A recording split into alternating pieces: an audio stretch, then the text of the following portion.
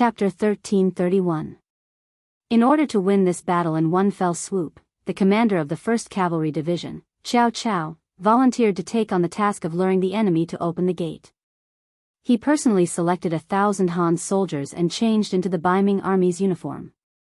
Taking advantage of the darkness, they left the camp and mingled with the Biming army that was retreating in defeat from the direction of Saihan Mountain. It must be said that the Biming army was indeed made up of new recruits. Normally, they looked rather powerful, but when they encountered a sudden attack, especially when they heard the rumbling of the 5-star army's warhorses, their fighting spirit quickly collapsed.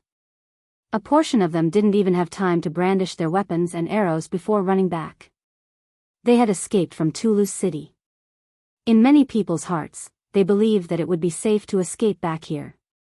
After all, with the city walls as a shield, even if it was only psychologically, it could still give people a sense of comfort. In addition, it was nighttime. The addition of Cao Cao's 1,000 soldiers didn't cause any chaos at all. When daybreak arrived, Cao Cao led his 1,000 soldiers and intentionally began to approach Toulouse City's gates. Under the new Second Army's deliberate carelessness, they were the first to arrive in front of the city gates. As expected, they attracted Zhangpeng's attention. Because of this, the city gates were opened. This was tantamount to giving Cao Cao an opportunity to display his abilities. Speaking of which, Cao Cao wasn't an ordinary person. He was an outstanding student from the Yang Family Academy in Crimson City. After graduation, he entered the Ministry of Public Security and completed some bandit suppression missions. Later, because of his outstanding performance, he was transferred to the Army headquarters as a combat staff officer. His performance was also outstanding. This time, there was a problem with the new Second Army. All of the division-level officers needed to be replaced. Cao Cao obtained this opportunity. Based on his performance, he was selected to enter the new Second Army and become the commander of the 1st Cavalry Division. Everything seemed to be going smoothly, but only Cao Cao himself knew that his military contributions were still too little. If it wasn't because the new Second Army had many problems and was only responsible for defending the city and transporting supplies, the position of commander wouldn't have been his. It was precisely because everyone looked down on the new Second Army that he picked up a loophole. Now, the new Second Army had a combat mission, and it was personally given by the 6th young master, the principal. Just based on this, Cao Cao decided to perform well. He could not embarrass the principal, and he had to show his best side. He took the initiative to fight, and got the chance to lure the enemy to open the city gate. After careful planning and good performance, the city gates were finally opened. When Cao Cao appeared here with a spear in his hand, it gave birth to a feeling that one man could hold the pass against 10,000 men. As long as he was still alive, he would never allow the Biming army to take back the gate. Soldiers, kill! We must hold on until the cavalry arrives. We can do it! Cao Cao shouted loudly to encourage his soldiers, raising their morale. Below the city gate tower, more and more Biming army were rushing over. General Zhangpeng had issued a death order. No matter what, they had to take back the city gate. For this, they didn't hesitate to pay any price. Zhangpeng was really anxious. Originally, he wanted to save people out of kindness. Of course, he also wanted to make a contribution. But who would have thought that the people he saved were the enemy? This was a serious dereliction of duty. If he couldn't drive these people out, once the city gate was broken, he would be the biggest sinner. Zhangpeng's desperate counterattack suddenly increased the pressure on Cao Cao. He and his soldiers had no choice but to start a massacre. They weren't just hurting people, they were killing people. When their military uniforms were dyed red with blood, the corpses of Biming soldiers were piled up outside the city gate. This kind of ruthlessness finally shocked the Biming army, who were preparing to attack. Although these Biming army had also been trained, this was their first time on the battlefield. When the flesh and blood scattered all over the ground, the smell of blood assailed their nostrils. Many people vomited because of this. This was different from their usual training. It was also different from the fights between the common people. This was a battle of life and death. Once they rushed forward, they would often fight to the death. No one would not cherish their own life. The only difference was whether it was worth it or not.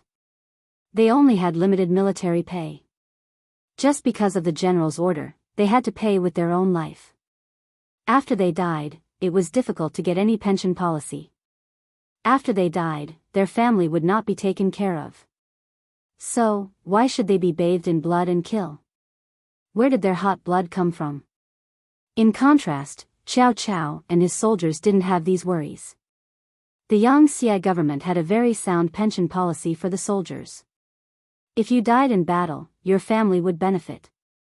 If you died because of meritorious service, your family would also follow you for a lifetime of glory. There were many benefits to meritorious service. If you died in battle, your family would also benefit a lot. This made everyone have no worries.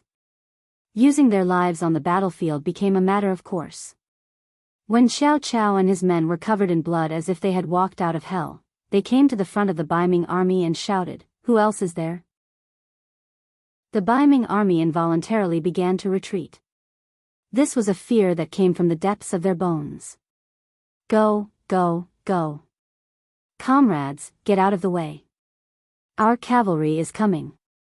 Just as Cao Cao and his soldiers were confronting the Biming army, behind them, the cavalry brothers of the new Second Army finally broke through the rain of arrows and entered the city gate. When the cavalry arrived, the situation on the battlefield changed dramatically. The cavalry borrowed the momentum of their horses. When they casually swung their sabers, they could carry a force of several hundred jin. Wherever they went, anyone who tried to resist was either cut in half or heavily injured by the charge of the warhorse. This was the advantage cavalry had over infantry. The arrival of the cavalry meant that Toulouse city was about to change hands. Run! Seeing that the cavalry had already begun to kill, the Biming army standing at the front fell in a short time. The rest of the Biming army scattered like birds and beasts after an unknown person shouted. They immediately fled in all directions. Zhang Peng, who was standing at the back of the army, saw everything clearly. He staggered and almost fainted on the ground. It was the personal guard beside him who supported him and advised, "General, the situation has changed. We should run. The strength of the 5-star Army's cavalry is not something we can resist. Even if we don't open the city gate, they will find a way to open it. Let's go." The words of comfort had some effect. Zhang Peng, who was already out of his wits, kept nodding. "Okay, let's retreat. Let's retreat." Zhang Peng escaped. Taking advantage of the chaos when the cavalry entered the city, he escaped with 10,000 infantry. They ran straight to the capital head behind them. This was also the only northern Ming army that managed to escape from this battle. Following Zhang Peng's escape, Toulouse city changed hands without anyone commanding it. She led the cavalry into the city and saw piles of provisions and gold and silver in the large warehouse.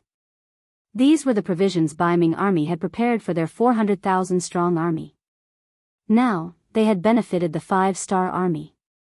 She entered the city under the protection of a group of cavalry and entered Shiheng's courtyard. Then, she sent a telegram to Yang Chendong.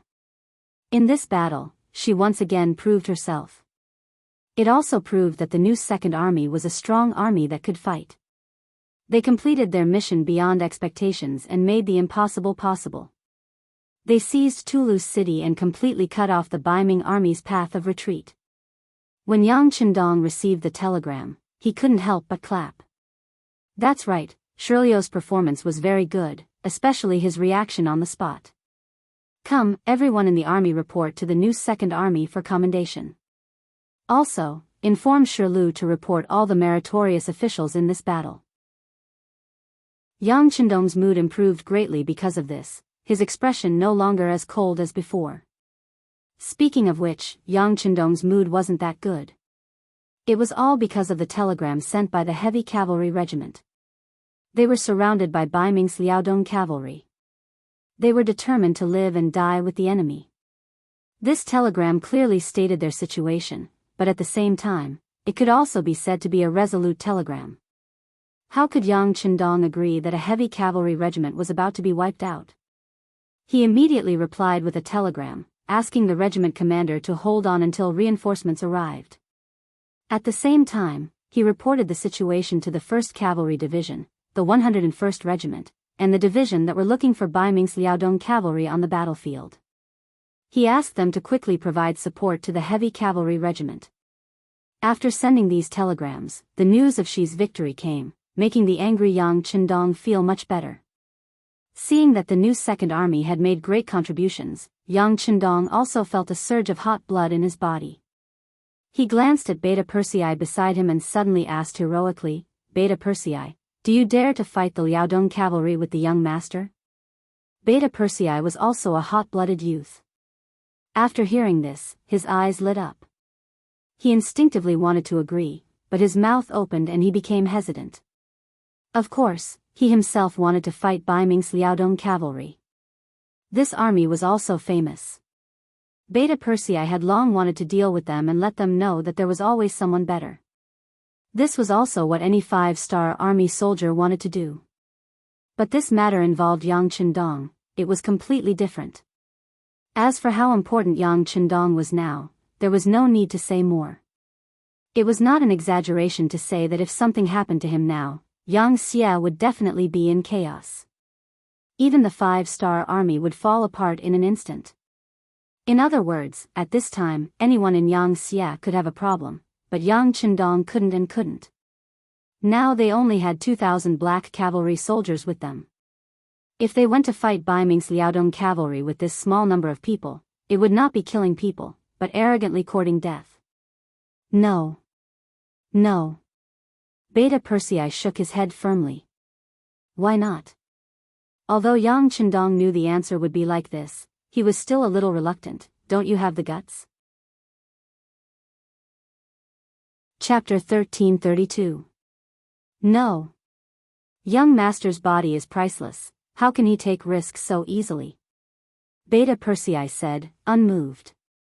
Yang Qindong did not back down because of this, and continued to persevere. How can it be called taking risks? With the protection of the strongest black cavalry in the world, how can it be dangerous? Or are you saying that you have no confidence in the black cavalry? Beta Persei quickly shook his head and said, how can I not have confidence? The black cavalry is the strongest army in the world, no one can compare to them. Ha ha ha, if that's the case, then what are you hesitating for? Since they are the strongest, young master, my safety is of course guaranteed, right? Alright, gather the black cavalry immediately and set off with the young master to kill the enemy. Yang Qindong misunderstood Beta Persei's intention and laughed loudly before giving out orders. Soon, the first Captain Xiu Vi, the second Captain Dao Shao and the others led the 2,000 black cavalry and appeared in front of Yang Qindong's tent. At this moment, seeing that Yang Qindong was about to leave the tent, Beta Persei was still loudly persuading him, young master, you can't take risks. What do you mean by taking risks? We are going to kill the enemy. Let me tell you, young heir, this young master has already made up his mind. If you are still trying to persuade me, then after this battle, you should return to Crimson City. I think you have grown old and your courage has shrunk. After coldly throwing down these words, Yang Qindong strode out of the large tent. Beta Persei could no longer persuade him after he said such words. He could only follow behind Yang Qindong. He had already decided that no matter what happened, he would stand in front of Yang Qindong. Even if it was dangerous, he would become a meat shield to protect the young master's safety. Yang Qindong, who was outside the tent, indicated that he wanted to enter the battlefield and find trouble with Bai Ming's Liaodong cavalry. This order naturally caused the 2,000 black cavalry dragon guards to be extremely excited. Although it was a very proud thing to be able to follow Yang Qindong, if there was a chance to go to the battlefield and kill the enemy, no one would refuse. Because that was the battlefield that men should go to. That was the best place to prove themselves and show off. The 2,000 black cavalry under Yang Qindong's encouragement, everyone's morale was high. Then, they brought their equipment and rushed straight to the area where Bai Ming's Liaodong cavalry might appear. Yang Qindong's trip was not only to kill the enemy, but also to use himself as bait. He believed that even if Fang Dingshan had the ability to endure, once he knew that he was here, he would definitely not be able to endure it and appear. Contact the other armies at any time and inform them of our location. Yang Chendong wasn't a hothead. He naturally knew the importance of safety. He wouldn't just randomly charge around in anger. He had his own plan for every step he took. For example, his appearance would definitely attract the attention of Baiming's Liaodong cavalry. Perhaps he would soon solve the problem of the heavy cavalry regiment being surrounded. After all, compared to himself and the heavy cavalry regiment, which target was more important, presumably, even a fool would be able to tell. Heavy cavalry regiment. At this time, Windchaser was staring at the Baiming's Liaodong cavalry that surrounded them with blood-red eyes. In the past, he had always wanted to find the Baiming's Liaodong cavalry. He wanted to compete with them to prove that he was the strongest.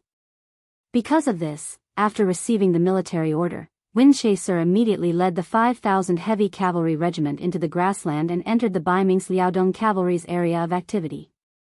Their luck was not bad. They quickly found a group of Baiming's Liaodong cavalry that had the same number of people. Or it could be said that the other party had discovered them and took the initiative to appear. Then, a great battle ensued. The heavy cavalry regiment used facts to prove their ability. Using the advantage of heavy armor and the 3-meter-long blades in their hands, they heavily injured the enemy. In one battle, they killed 2,000 of the enemy and injured 1,000 of them. They had basically crippled the 5,000 Baiming's Liaodong cavalry. Then came the pursuit. Windchaser wanted to continue expanding the battle results, but the weakness of the heavy cavalry regiment was exposed. Because their armor and weapons were too heavy, long-distance running was not suitable for them. However, because the Baiming's Liaodong cavalry looked like they were about to run out of energy, they continued to chase. After running for a few dozen li, Windchaser found that the heavy cavalry regiment had expended too much energy.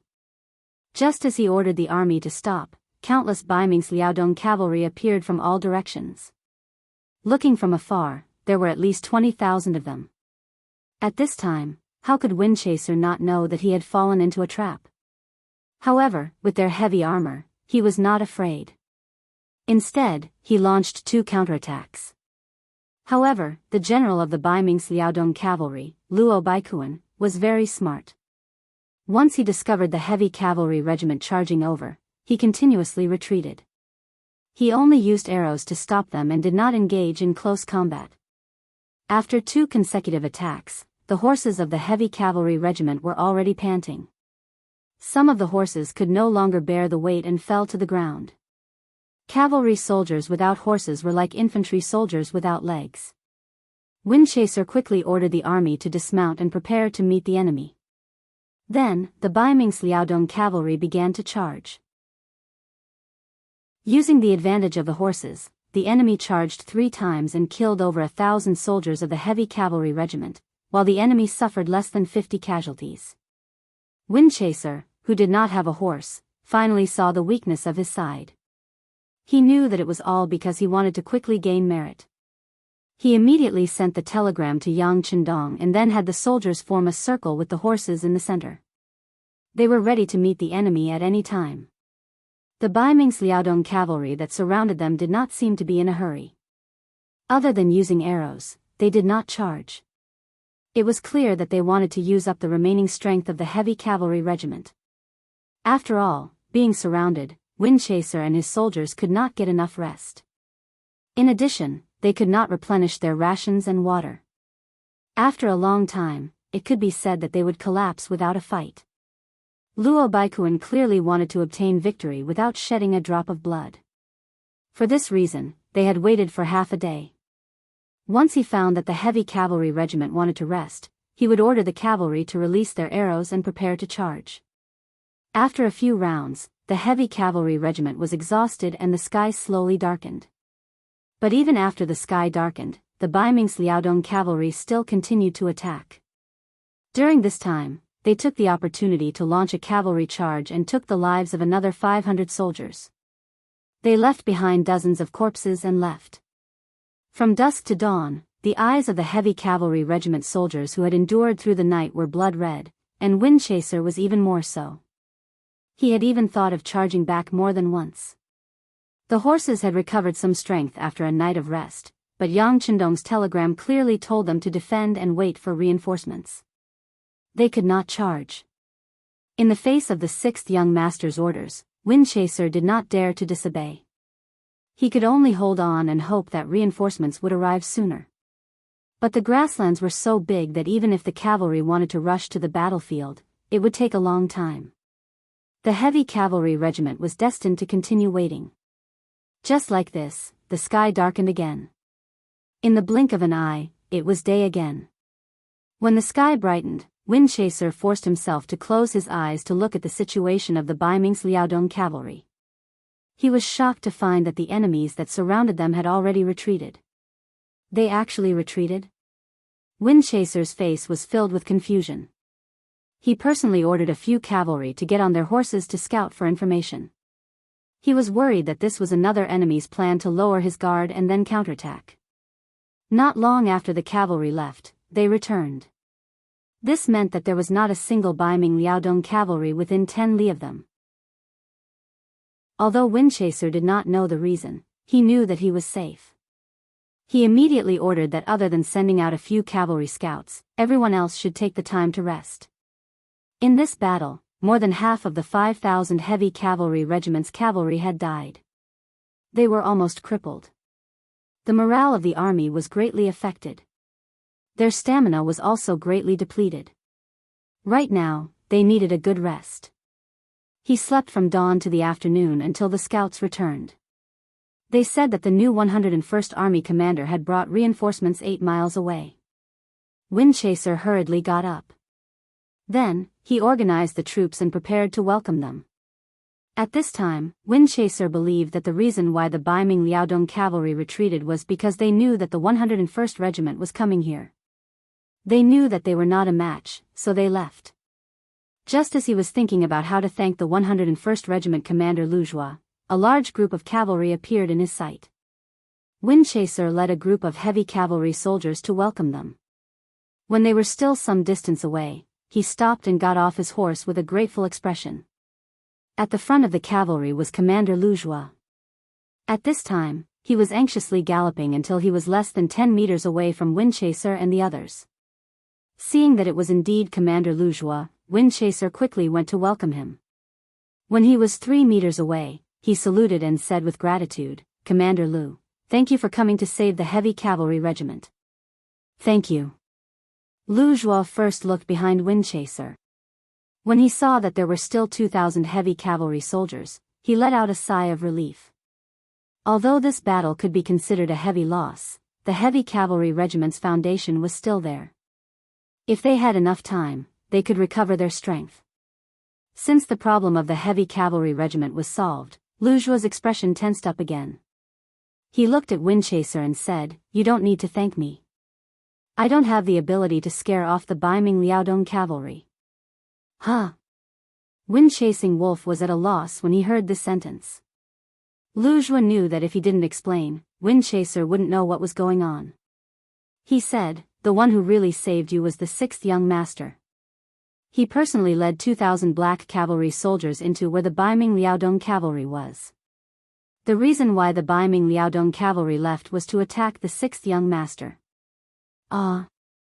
What? Windchaser's eyes suddenly turned blood red. He looked at Lu Zhua and said loudly, "Commander Lu, please say it again." Chapter 1333. I said that in order to save you, the 6th young master took the initiative to appear on the battlefield and attracted the attention of Baiming's Liaodong cavalry. The cavalry that surrounded you didn't leave because of our arrival. They left because of the 6th young master. Lu Zhua's expression didn't look too good, but he also knew that this matter wasn't Windchaser's fault. After all, Yang Chendong took the initiative to do this. Lu Zhua shouted happily, but Windchaser's face was already covered in tears.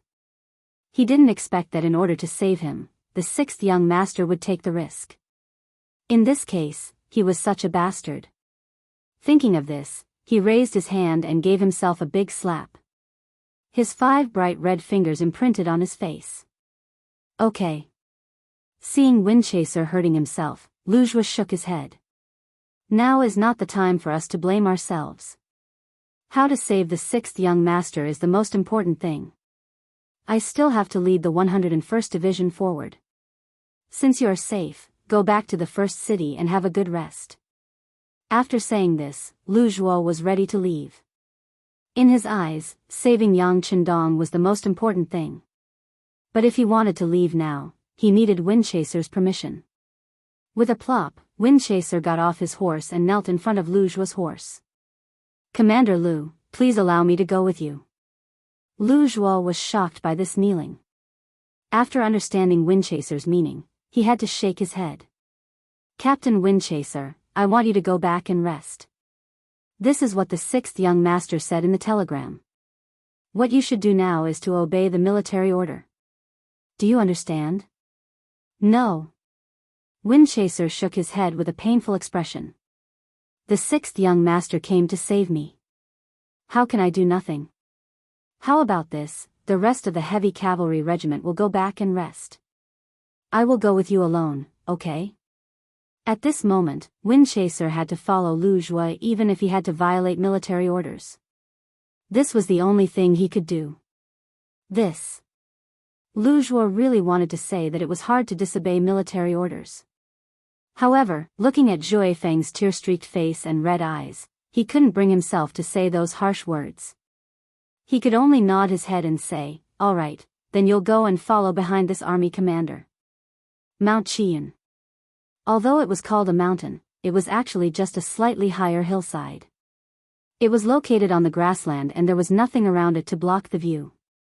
Under the strong wind and sand, most of the trees on the mountain had withered, leaving only 3 to 5 small trees standing there.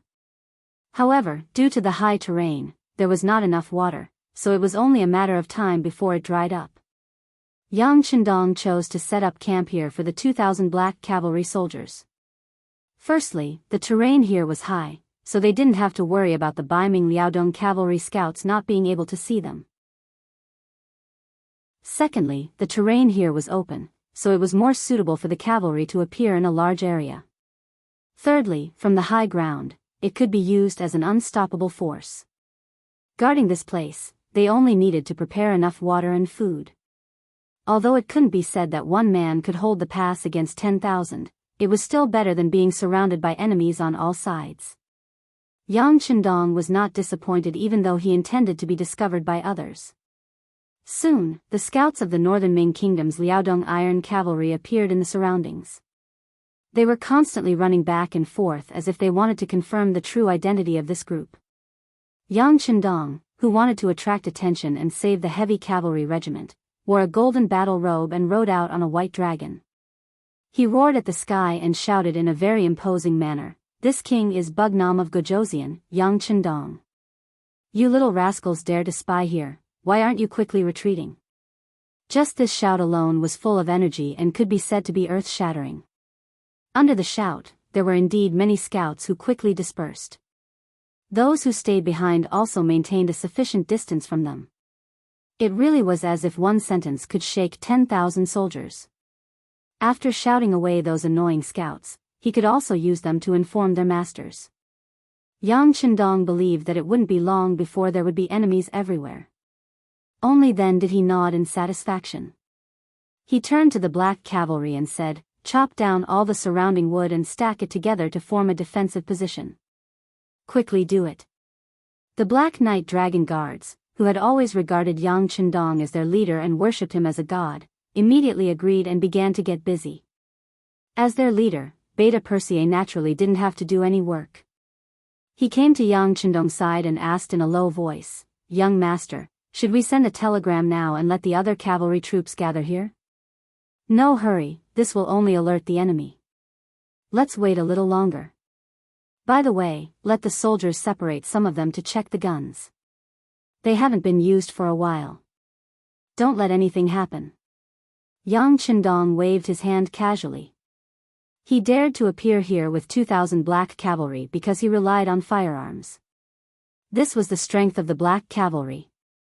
They combined all the advantages of the cold front and cavalry. They had the ability to charge quickly and also the ability to suppress the enemy with firearms. Otherwise, even if he was confident, he wouldn't dare to take only 2,000 men to challenge the 100,000 Baiming Liaodong heavy cavalry. Okay. Beta Persei happily agreed and turned to do it. He was really worried that the young master would immediately dispatch other troops, so there would be someone to steal their credit. Now, 2,000 against 100,000. Even if they couldn't get half of them, it was enough to kill to their heart's content. Only a thick-skinned person like Beta Persei would think this way. Perhaps in his eyes, Yang Chendong's existence was an invincible legend. As for the scouts of Baiming Liaodong heavy cavalry, they left excitedly after seeing Yang Chendong appear in Qian Mountain and reported to Fang Dingshan, who was hiding in a mountain forest 80 miles away. Fang Dingshan was very cunning. He didn't stay with Gao Yu's hundreds of thousands of soldiers because he was afraid that he would be implicated by the other party. He was just an army supervisor who had never fought in a war. It didn't seem credible to say that he could defeat the 5-star army in one battle. However, Fang Dingshan didn't have the intention to dissuade Gao Yu. He didn't even look suspicious. He had his own calculations, or rather, he needed someone to attract the attention of the 5-star army. This would make it easier for him to do things. Things developed as he expected. The scouts reported that Gao Yu's situation wasn't very good. After the siege was blocked, the cannons were blown up. It was said that the 5-star army had surrounded them. It seemed that things weren't looking good for them. Fang Dingshan, who rejoiced at his foresight, immediately locked onto the 5-star army's heavy cavalry regiment and waited for the news of victory. Fang Dingshan was still very capable. At least, he had done a lot of work to understand the 5-star army. For example, the heavy cavalry regiment was one of the targets he carefully understood. Then, he found the weakness of the other party. It was because their equipment was heavy and they couldn't fight for a long time. After finding the weakness, he only needed to counteract it. This was how the heavy cavalry regiment was surrounded.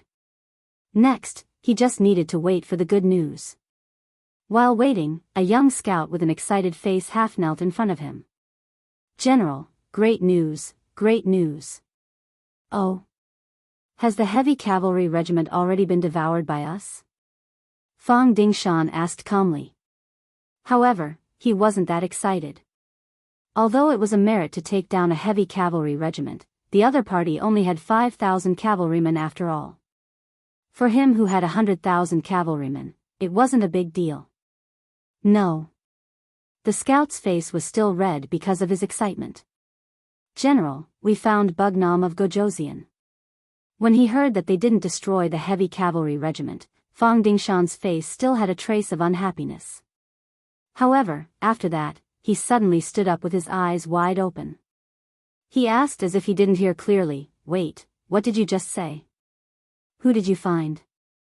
"General, we found Bugnam of Gojoseon. He only brought 2,000 black cavalry soldiers to Qian Mountain." The scout's voice rose an octave. They found Yang Chendong with only 2,000 cavalry soldiers. This news was like a bolt of lightning that shocked Fang Dingshan. He was so happy that he couldn't close his mouth. As for whether it was the black cavalry or not, he didn't care. After all, there were only 2,000 people. How could they be a match for his elite Baiming Liaodong heavy cavalry? Excitement, excitement. It wasn't an exaggeration to say that the biggest threat to Baiming wasn't the southern Ming dynasty, nor was it Yang Xia or the 5-star army. It was Yang Chendong. As long as he got rid of this person, it was equivalent to getting rid of the biggest worry in his heart. This way, the emperor could sit back and do what he wanted to do without any worries. It wasn't an exaggeration to say that whoever could kill Yang Chendong would definitely be a great contributor to Baiming. No. It would also be a great contributor to the southern Ming dynasty. In short, it would be a blessing for the great Ming dynasty. For this, it would be worth it even if they had to pay a huge price. Fang Dingshan was also tempted by such a great contribution. However, after seeing the strength of the 5-star army, he had no choice but to suppress this thought. He never thought that an opportunity would appear like this. Yang Chendong would appear in his field of vision with only 2,000 cavalry soldiers. Could it be that the heavens wanted him to die and wanted to give him a great contribution? The more he thought about it, the more excited he became. After a long while, Fang Dingshan finally calmed down. When he looked at the scout, his eyes were full of excitement. Did you find out if there are any other 5-star army soldiers moving around? Fang Dingshan couldn't be blamed for asking this. Yang Chendong's sudden appearance with so few guards around him, he couldn't help but wonder if this was a trap. No, this general has already sent out all the scouts. There are no traces of the 5-star army within 100 li radius. I have already arranged for them to continue expanding the search area. How could the scout not understand this logic?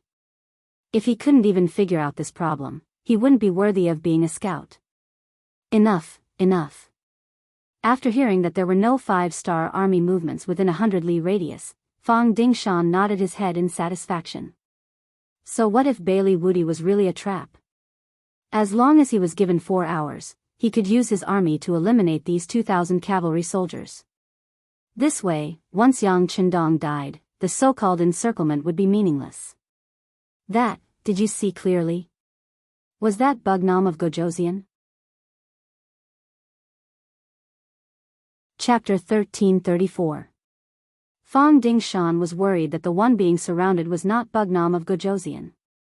If that was the case, not only would it be a joke, but it would also put the entire army in danger.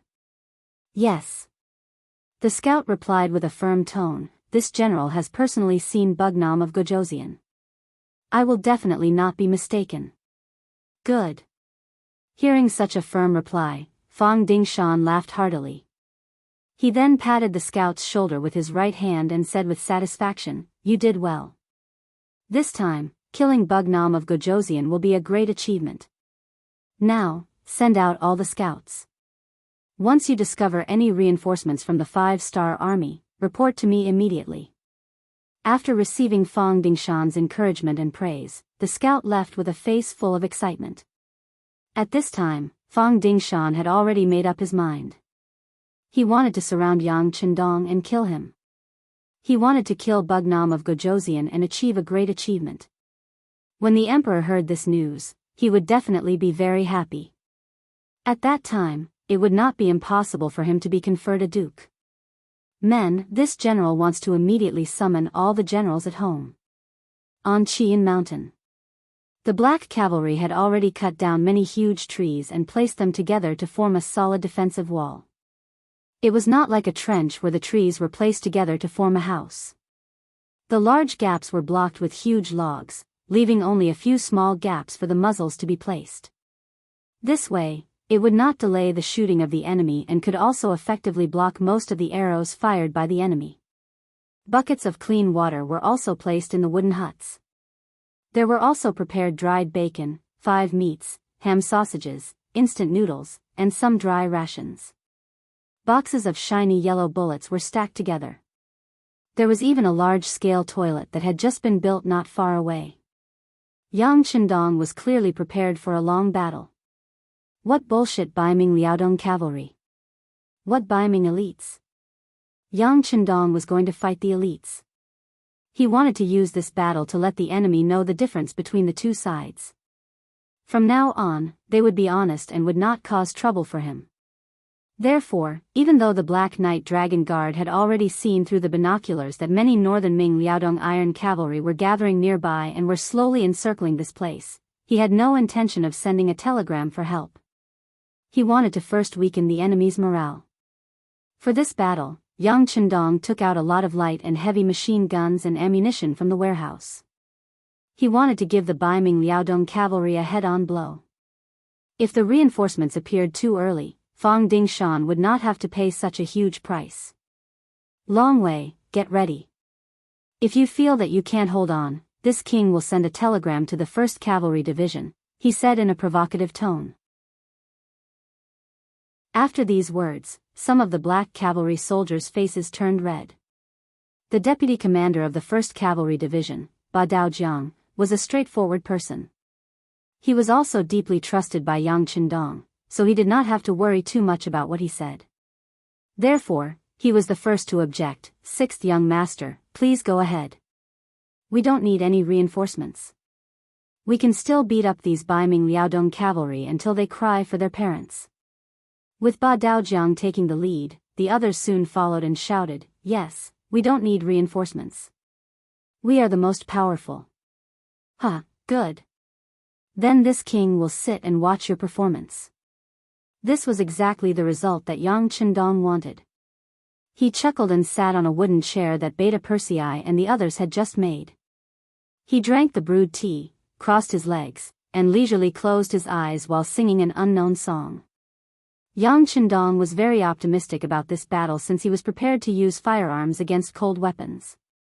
The existence of the Baiming Liaodong cavalry was like a thorn in the Yangtze, becoming the biggest threat to Shi City. If he did not remove this thorn, he was afraid that he would be infected at any time and hurt his whole body. Yang Chendong would never allow such a thing to happen. In order to completely solve this problem, he used a lot of firearms this time and even took the initiative to test it out. Even if he had no choice but to take the lives of some Han warriors, he had to do it. Fortunately, according to the intelligence department's understanding, the core component of the Baiming Liaodong cavalry was not the Han people, but the Manchu and some Mongolian people. This made him not show any mercy when he attacked. As for whether it was dangerous for him to stand here, Yang Chendong had never thought about it. It was impossible to say that there was no danger at all. Even if there was a war, there would be deaths and injuries. However, it was unrealistic to say that it was very dangerous. After all, he had too many abilities to protect himself. Even if these 2,000 black cavalry could not hold on, he was not afraid. He had plenty of methods to deal with his opponent. Right now, it was just a matter of whether the other party had the ability to force him. At this moment, Yang Chendong, who had his eyes closed, thought of the big warehouse. He thought of the neat rows of war chariots, tanks, and even helicopters inside. This was his true trump card. Just based on this, even if it was a dragon's pool or a tiger's den, he would not be able to enter. With the protection of the big warehouse, Yang Chendong had such confidence. Although he did not know what caused this, with such ability, he had to do something. The world was one, and the Han people were supreme. This became Yang Chendong's goal. Although it seemed that this goal was too grand and difficult to achieve, it was still a dream. However, Yang Chendong firmly believed that as long as he did it step by step, there would be a possibility of success. If he only thought about it every day and did nothing, not to mention that his life was just a short few decades, even if he was given thousands of years, so what? Thinking about this, Yang Chendong slowly fell asleep. There was a peaceful smile on his face, as if he had seen something in his dream that made him happy. Young master, the enemy is about to attack." Seeing Yang Chendong sleeping so soundly, Beta Persei did not want to disturb him. However, after considering that the battle would start soon and the sound of gunfire would not be small, if he did not wake up the young master, it would be a big crime if he really scared him. "Oh, is it coming?" Slowly opening his eyes, Yang Chendong first rubbed his eyelids, then slowly got up. Biming that the Liaodong cavalry would not attack him, Yang Chendong did not have any doubts about this matter. With such a piece of fat meat in front of him, there was no reason not to eat it. Although it was not appropriate to compare himself to a piece of fat meat, Yang Chendong knew very well that this was the case. After getting up, Yang Chendong took the binoculars from Beta Persei's hands and looked around. Sure enough, Qian Mountain was surrounded by Biming Liaodong cavalry. They were wearing the Great Ming Dynasty's Mandarin duck military uniform. Each of them held a saber in their hands and led their horses. They looked like they were ready to charge at any time. Quite a lot of them came. There was no trace of fear on his face. On the contrary, Yang Chendong seemed to smile with satisfaction. Then, he strode towards the high platform in the tent. That was built by Beta Persei and the others before, so that they could stand higher and see further to observe the enemy. Now, Yang Chendong walked up to the platform. Then, he stood at the highest point of Qian Mountain in his golden battle robe. The appearance of the golden color instantly attracted everyone's attention. "Young master, be careful." Seeing Yang Chendong walk to the highest point before the start of the battle, Beta Persei, who was afraid of danger, hurriedly shouted. Qiu Vi, Dao Xiao, Ba Dao Jiang, Peng Yu, and the others behind him were also worried. It's okay. Yang Chendong casually waved his hand, telling Beta Persei and the others not to be excited. Then, he said to telecommunications director Wang Shan, "Bring me the loudspeaker." Wang Shan, who had been promoted to director, hurriedly handed over the iron loudspeaker that he had prepared long ago. Although this thing was a little rough, it could still play a certain role in amplifying the sound. He slowly raised the loudspeaker with his right hand and placed it near his mouth. Yang Chendong's voice also spread far and wide.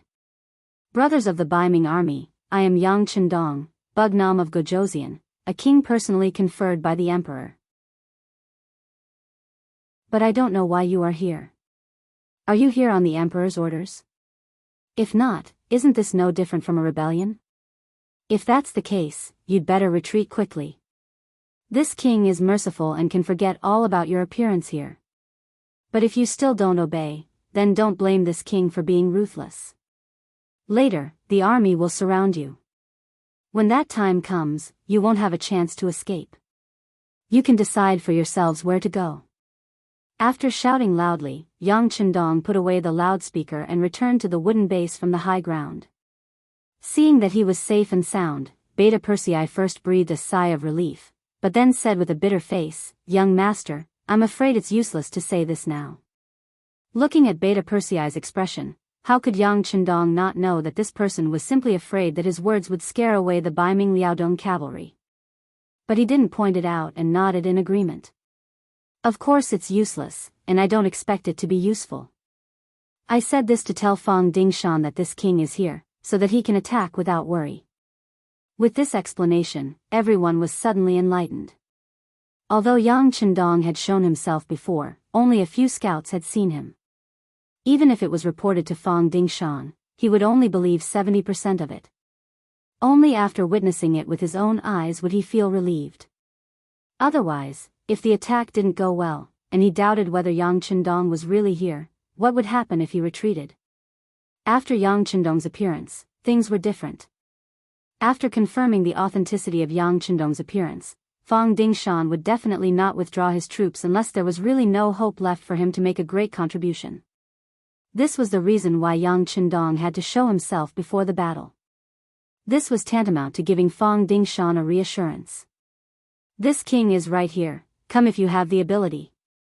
After knowing Yang Chendong's intentions, Yang Er and the others laughed mischievously. With sufficient preparation, they were most worried that the enemy would run away. If that was the case, then wouldn't they have no place to display their skills? Now, they were even more confident. Each of them laughed heartily and waited for the enemy to charge in and kill them. Chapter 1335. As the Black Cavalry, they were awe-inspiring. However, as the Yang faction continued to grow, they gradually began to feel like heroes had no place to display their talents. Like today, there were not many opportunities to lead the enemy to encircle them. Everyone wanted to perform well, not to mention that they were so well prepared. Look, each person had a Type 95 gun, a squad had 2 light machine guns, a heavy machine gun, a platoon had a 100mm mortar, and countless ammunition. With such weapons, how could they face any enemy? Not to mention 100,000, even if there were 200,000 or 500,000, what could they do? At this time, the 2,000 Black Cavalry were all eager to fight. They had already taken off their black armor and were waiting for the enemy to attack. The war was about to begin. After Beta Persei got Yang Chendong's approval, he began to assign tasks. Considering that there were 3 slopes on Qian Mountain, 1 steep slope, and the area was not very large, Beta Persei divided the Black Cavalry into 2 groups. They were the first and second groups. He requested that when the battle started, the groups would fight one by one, with a limit of 2 hours, and they would take turns to rest. And each group would take out 200 people, a total of 400 people as an emergency team. In case of an accident, there would be soldiers available. Even if they had the best weapons, the number of troops was also very important. Otherwise, if 2,000 people were to shoot randomly, even if they had good weapons, what could they do? In the end, people were still needed in a war. The Black Cavalry of Qian Mountain were making all kinds of preparations. General Fang Dingshan at the foot of the mountain was also flushed. If he had only heard about it before, then he had seen it with his own eyes. The person who shouted was Bugnam of Gojoseon, especially that voice. When he was an imperial bodyguard, he had seen Yang Qindong more than once and heard his voice. Even if it was confirmed that the person who was surrounded was Bugnam of Gojoseon and did not run away, Fang Dingshan firmly believed that his chance to make a great contribution had come. It was only 2,000 cavalrymen. Even if they could fight, how could they be a match for his army of 100,000?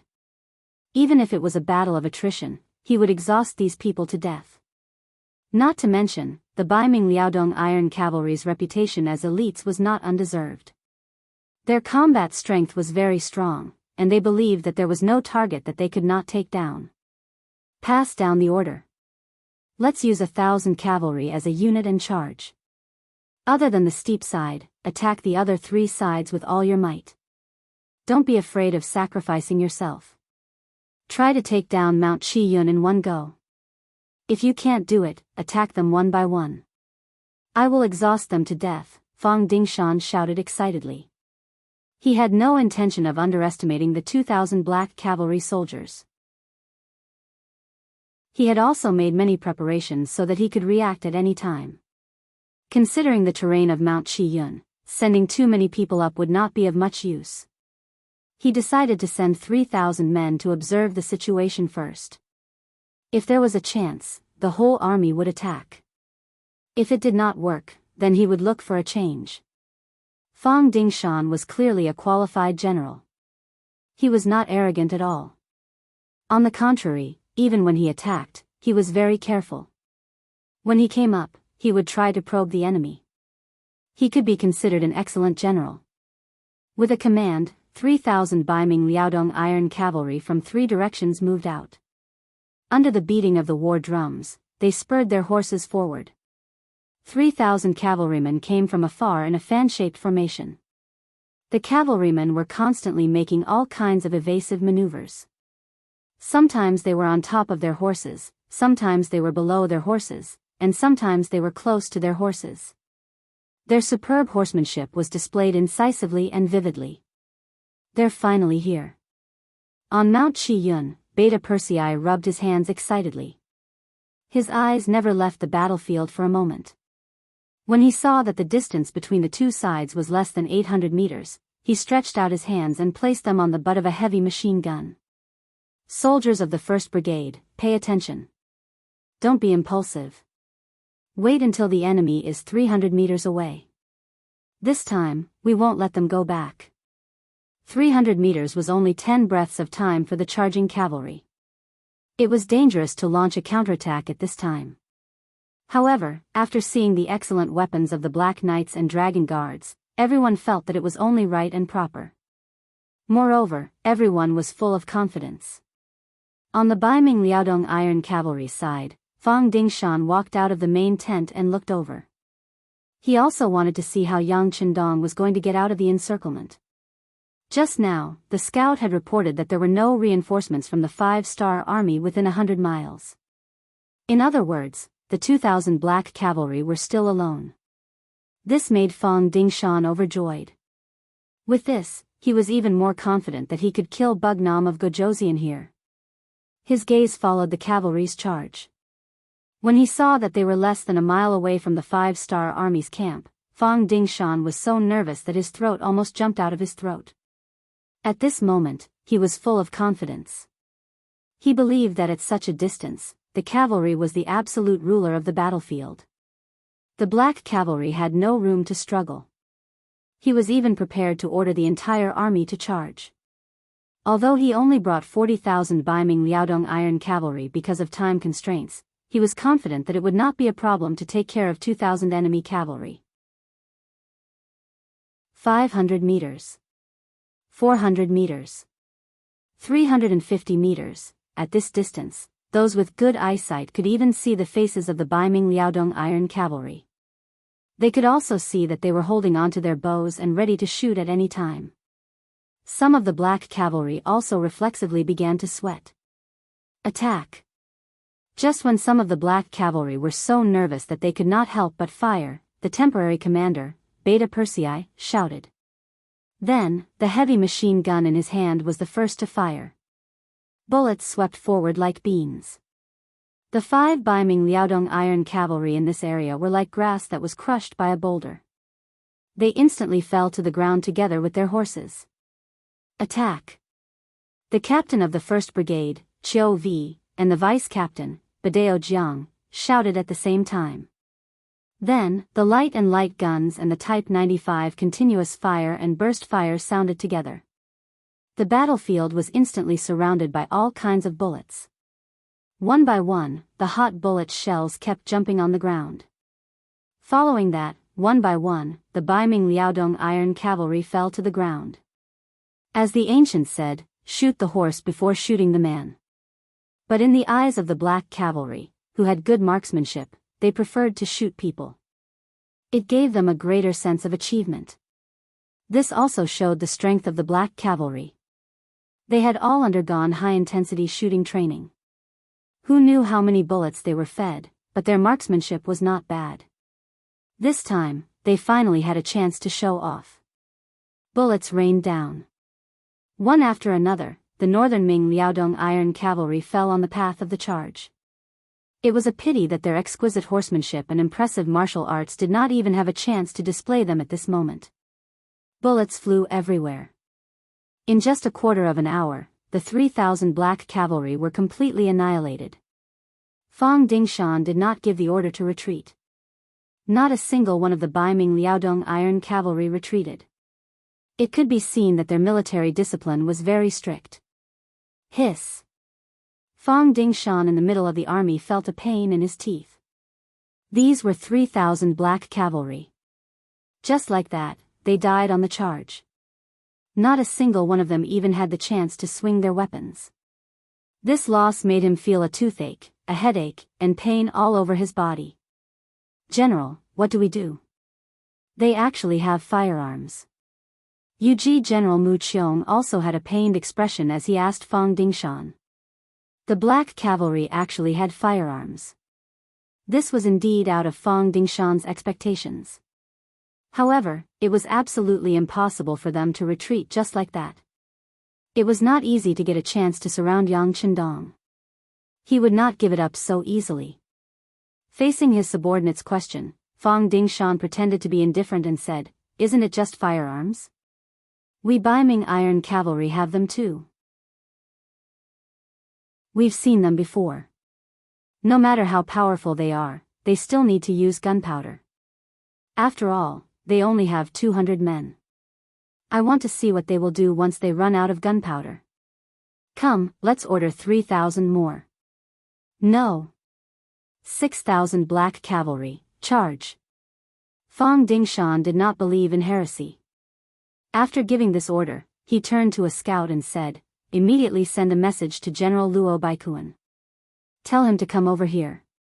This time, even if we have to use numbers, we must keep Bugnam of Gojoseon here." Just like that, Yang Chendong's first goal was achieved. That was to rescue the heavy cavalry windchaser unit that was surrounded. With himself as the target, he successfully attracted over 100,000 Baiming Liaodong iron cavalry to rush over. On Qian Mountain. After the first wave of enemies was completely wiped out, there was a burst of cheers from above. Every soldier of the Black Cavalry's 1st Battalion was filled with excitement and excitement. Just now, they had fought to their heart's content. Only now did they know that compared to fighting on horseback, killing with guns was much more satisfying and clean. The 1st Battalion had a good time, while the 2nd Battalion's members were filled with envy and jealousy. The 2nd Battalion's commander, Dao Xiao, purposely approached the temporary commander Beta Persei and said, "Second brother, do you think it's our turn now?" "Oh. It's not time yet, but you can discuss it with Captain Xiu. As long as he agrees, I don't mind." Beta Persei was in a good mood and naturally would not reject Dao Xiao's desire to kill the enemy. He looked at the military watch on his wrist and said casually, Okay, okay. Dao Xiao immediately nodded in agreement and walked to Qiu V's side. Before he spoke, he smiled and said, Captain Qiu, Brother Qiu. Don't say anything. A battalion takes an hour. We've only used less than half of that time. You guys wait a little longer. Qiu V was having a good time. How could he agree to a change of guard so easily? This was such a good opportunity. It would not be an exaggeration to say that it was a once-in-a-decade opportunity.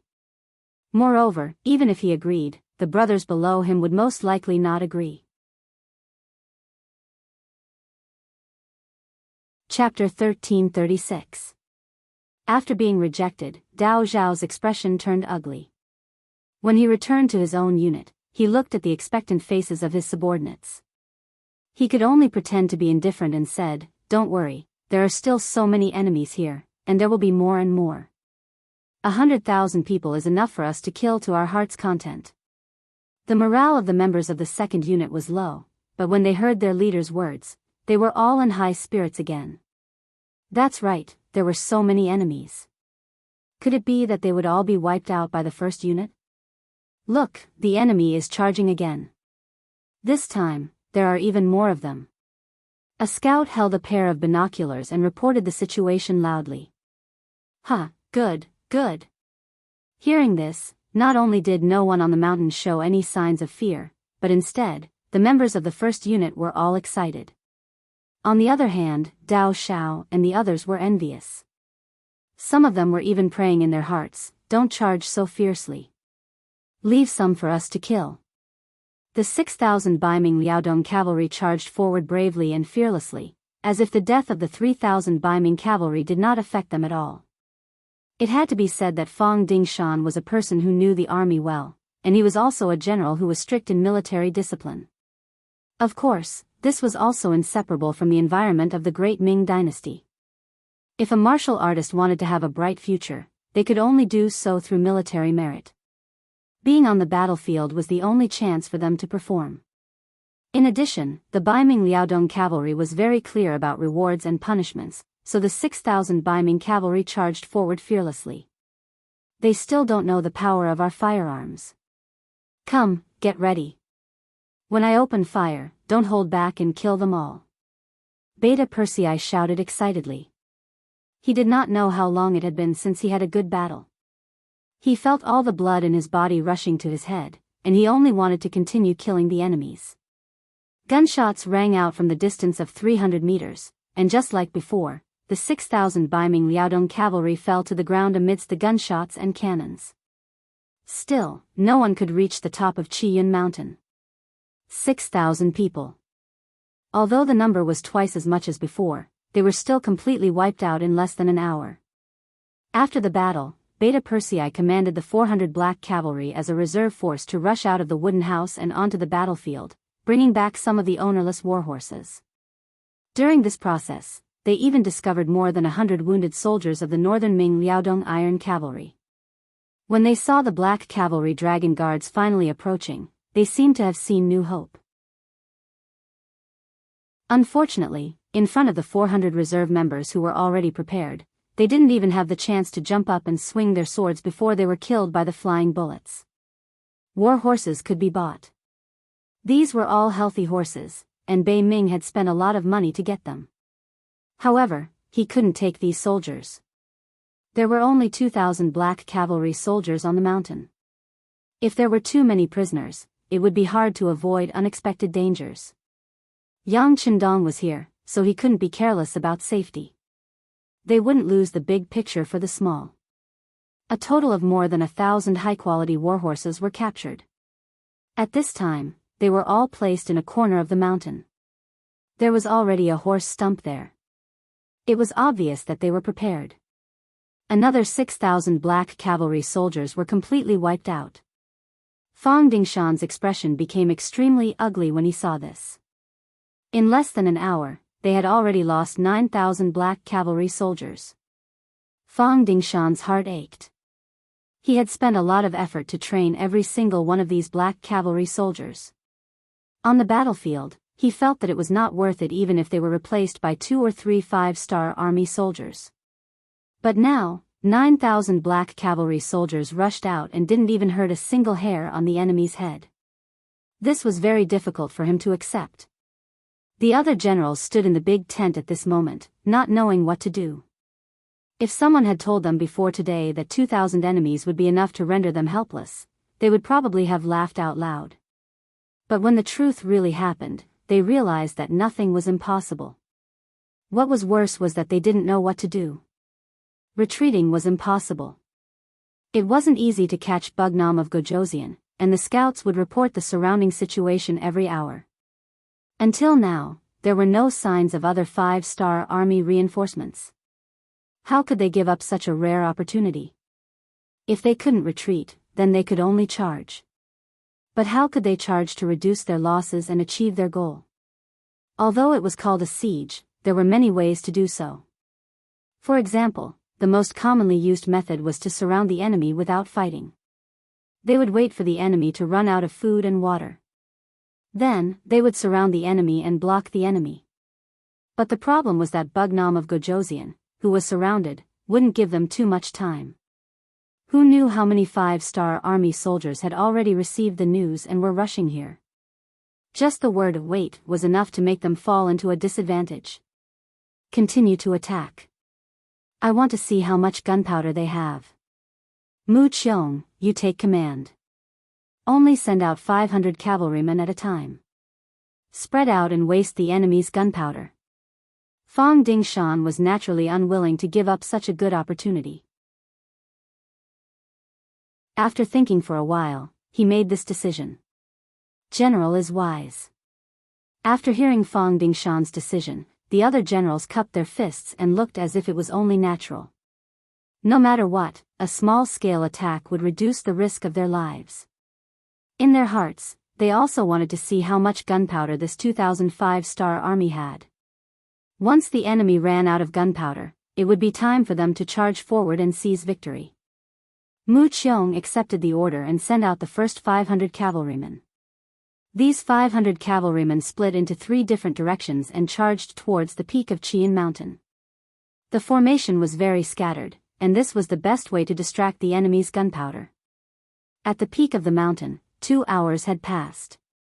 It was finally the second team's turn to fight. However, what was depressing was that after 15 minutes, the Baiming Liaodong cavalrymen still did not make any moves. This made Captain Dao Shao unable to hold it in any longer and cursed out loud. What's going on? Did they admit defeat? I say, if you have the guts, come at me. I'll be waiting for you here. Perhaps it was because of his cursing, not far away, they could finally see the figures of the Baiming Liaodong cavalrymen. However, compared to the previous 2 attacks, there were much fewer of them. With the mindset that a few pieces were still meat, Dao Zhao's second team's soldiers were still in high spirits. Everyone, follow your positions and focus on your targets. Don't waste bullets. Try to hit them with one shot. Dao Shao was smart. He did not have as many enemies as the first team, so in terms of killing, he could not compare. Since that was the case, then he would compete with his marksmanship. If he could kill an opponent with one shot, then even if there were fewer enemies, he would still be able to shine. 800 muskets against 500 enemies. Before the battle even started, the result was already decided. In just 2 rounds of shooting, many of the soldiers did not even fire a single shot, and the 500 cavalrymen were all sent to meet the King of Hell. Yang Chendong had already arrived at the front of the formation. He had clearly seen what had just happened, and his heart was filled with emotions. If he had not personally been on the battlefield, he would not have thought that victory would be so simple. When the 8-nation alliance first entered Beijing, there were only 10,000 of them. However, they were able to beat up the Qing dynasty's army, which seemed to have a lot of resources, to the point where they could not even tell which way was north. That was because they had been constantly attacking. They were not as well prepared and well equipped as he was. The advantage of firearms against cold weapons was simply too great. On the Baiming Liaodong cavalrymen's side, another 500 cavalrymen died. If one looked closely, they did not even make a splash on the battlefield. Mu Qiong's expression became very ugly. He really wanted to ask General Fang Dingshan to tell him that the battle could not continue like this, but he did not dare to. Before he received any new orders, he could only continue to charge. He only hoped that these people would waste the 5-star army's gunpowder and prepare for the final charge. Just like that, every hour or so, the Baiming Liaodong cavalrymen would charge. The number of people charging varied. Sometimes there were 500 of them, while other times there were only 200 to 300 of them. They were using their lives to fight the Black Cavalry's gunpowder consumption. However, wasn't this giving the Black Cavalry a chance to practice target shooting? This was a real enemy, and such a chance to practice target shooting was rare. Every soldier took the opportunity to ensure that they did not fire. If they did, they would be able to take the enemy's life. The sky quickly darkened, but the northern Ming Liaodong Iron Cavalry's attack did not stop. They already knew that there were only 2,000 Black Cavalry Dragon Guards in the mountains, so they thought that even if they had to waste time, they would exhaust the enemy's strength. In this regard, Beta Persei asked for instructions from Yang Qindong, and as expected, he took measures to deal with it. A team of 200 people was the norm, and the rest were all to rest. In this way, the problem was easily solved. Not long after, all kinds of snoring and grinding sounds came from the mountains. Compared to the Black Cavalry sleeping soundly, Fang Dingshan was not in the mood to sleep at all. He walked out of the main tent and looked at Qi Yunshan, who was several miles away. His eyes flashed with an indescribable anger. Just you wait. When my reinforcements arrive tomorrow, we will launch a charge all over the mountains and plains. At that time, I don't believe that you will still have 1,000 hands and feet. Let's see who will be the final victor. Fang Dingshan was already angry. He swore that he would take revenge. For this, he would rather fill in the 100,000 lives here. As long as he could kill Yang Qindong, everything would be worth it. Without a leader, the 5-star army would not be a threat to Baiming. Chapter 1337. At the same time, Yang Qindong, who was on Qian Mountain, had also woken up. When he saw that Wang Shan had also fallen asleep on his bed, he did not disturb him. Instead, he sat in front of the telegraph machine and began to report to the 1st Heavenly Cavalry Division, the new 101st Army, and the divisions directly under them. Looking at the situation on the battlefield today, his safety was naturally not a problem. Even so, what he needed to do now was not for these people to come and help him. Instead, he needed them to set up an inescapable net outside the battlefield. When the Baiming Liaodong cavalry was defeated and retreated, they would surround and eliminate the enemy. Yang Qindong wanted to use this battle to get rid of the malignant tumor of the Baiming Liaodong cavalry. He wanted to use this battle to shut the mouths of the Baiming people and slap their faces. He wanted to make them uncontrollably afraid and fearful when they thought of him. Whether it was waiting or anticipating, the sky finally brightened. Both sides seemed to have formed some kind of tacit agreement. They stopped fighting and started to make breakfast. For a moment, smoke rose in spirals and floated in the sky above and below the mountain. Fang Dingshan quickly finished his breakfast. Mu Qiong walked into the main tent with a blood-red face. He did not sleep last night as he continuously planned all kinds of attacks. Unfortunately, there was almost no effect.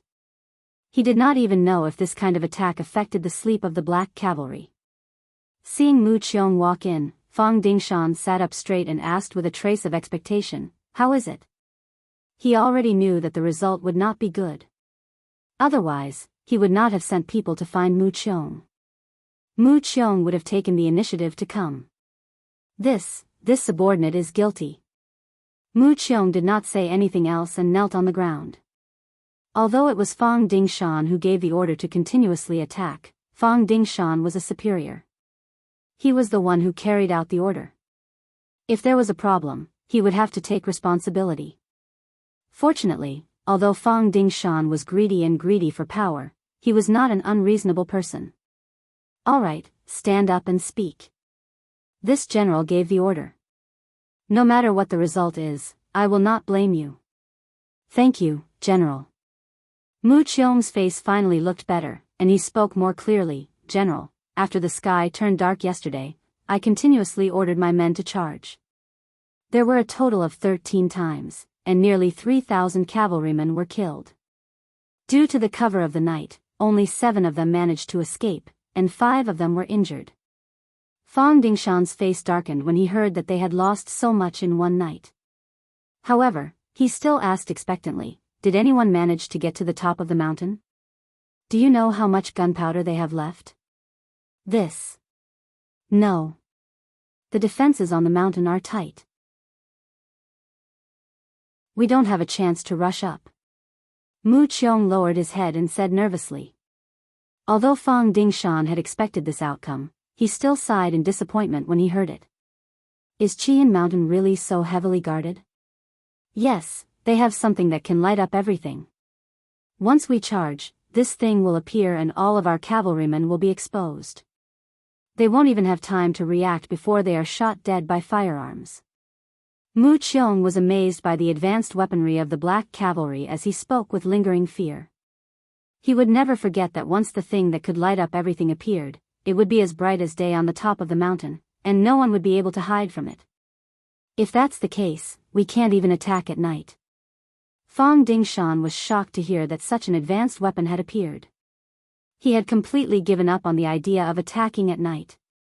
Yes, once that thing appears, the cavalrymen will be unprepared and will not be able to adapt to it. Especially the war horses, they will neigh uncontrollably and will not be able to charge at full speed. Mu Qiong wanted to continue exaggerating the power of the weapon, but Fang Dingshan interrupted him. All right, I got it. Yes, Hen, go and rest.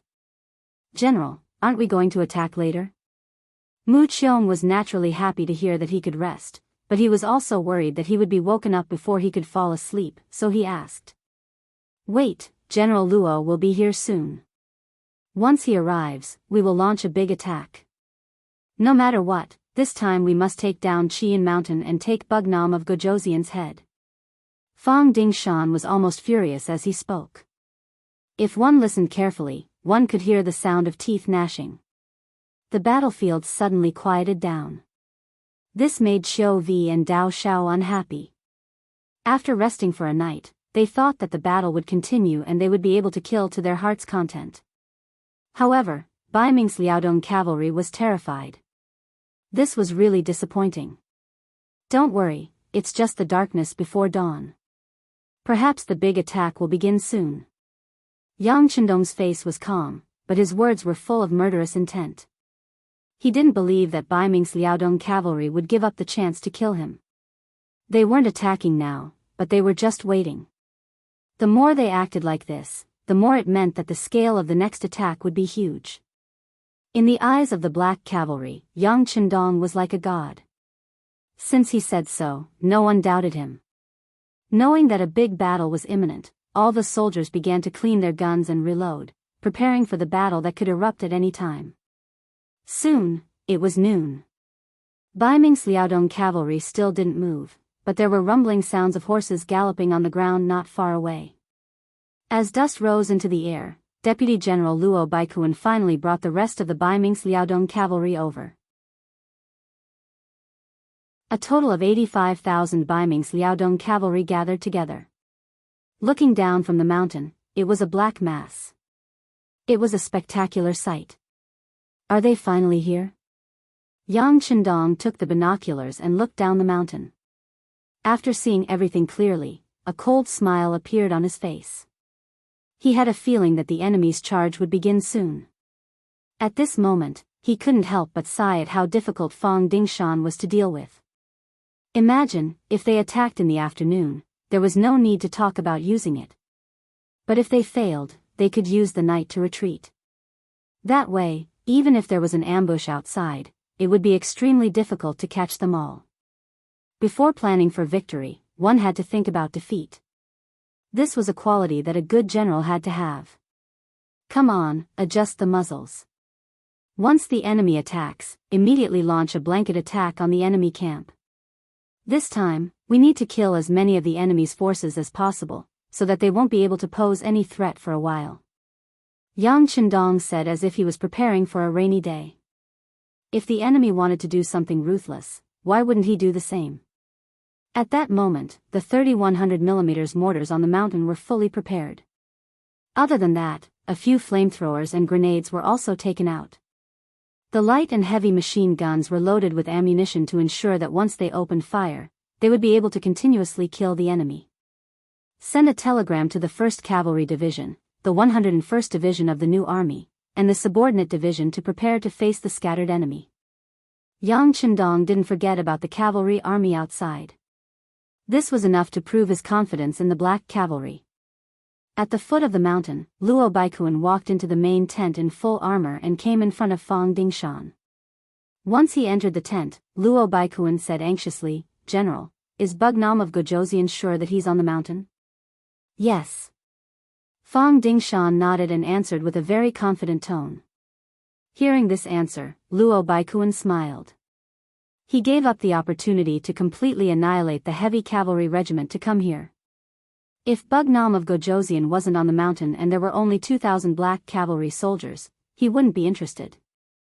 But now, it was different. If he could kill Yang Qindong, it would definitely be a great achievement. No matter how many heavy cavalry regiments he annihilated, it would still be incomparable. "General, when are we going to attack?" Luo Baikuan didn't know the power of the firearms in the black cavalry soldiers' hands. At this moment, he was a little anxious. Perhaps he didn't even put the black cavalry in his eyes. After all, there were only 2,000 people. No matter how powerful they were, it was only 2,000 people. Against almost 100,000 elite Baiming Liaodong heavy cavalry, what could they do? Seeing Luo Baikuan's confidence, Fang Dingshan wanted to come to the same conclusion. But when he thought of the big loss he suffered yesterday, he had to be realistic. They have firearms. Don't underestimate them. Firearms? When Luo Baikuan heard this, he still said disapprovingly, "I've seen firearms before. Just like the 20,000 firearms camp that Gao Yu brought, it's just a so-so. We can take it down with one charge. There are only 2,000 enemies here. What can they do? We have the advantage in numbers.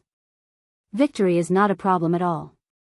Luo Baikuan's confident words were heard by Fang Dingshan, and he was very encouraged. "Yes, we have the advantage in numbers. Even if the enemy's firearms are powerful, they can't kill us all. As long as we can rush to the top of the mountain, victory will be ours." Fang Dingshan, who had received encouragement, was grinning from ear to ear. Then, he called in the generals to make arrangements for the battle. At this moment, he seemed to be able to see the scene of Yang Qindong's head being chopped off and presented to the Daizong Emperor. Looking down from the bottom of the mountain, he could see the Baiming Liaodong heavy cavalry gathering their troops. Seeing more and more enemies getting on their horses, Yang Qindong put down his binoculars after he pulled out his sabers. "Prepare to load the ammunition. Fire the cannons." Baiming Liaodong heavy cavalry was ready to charge. Yang Qindong couldn't just let them do as they pleased. After all, the difference in numbers was too great.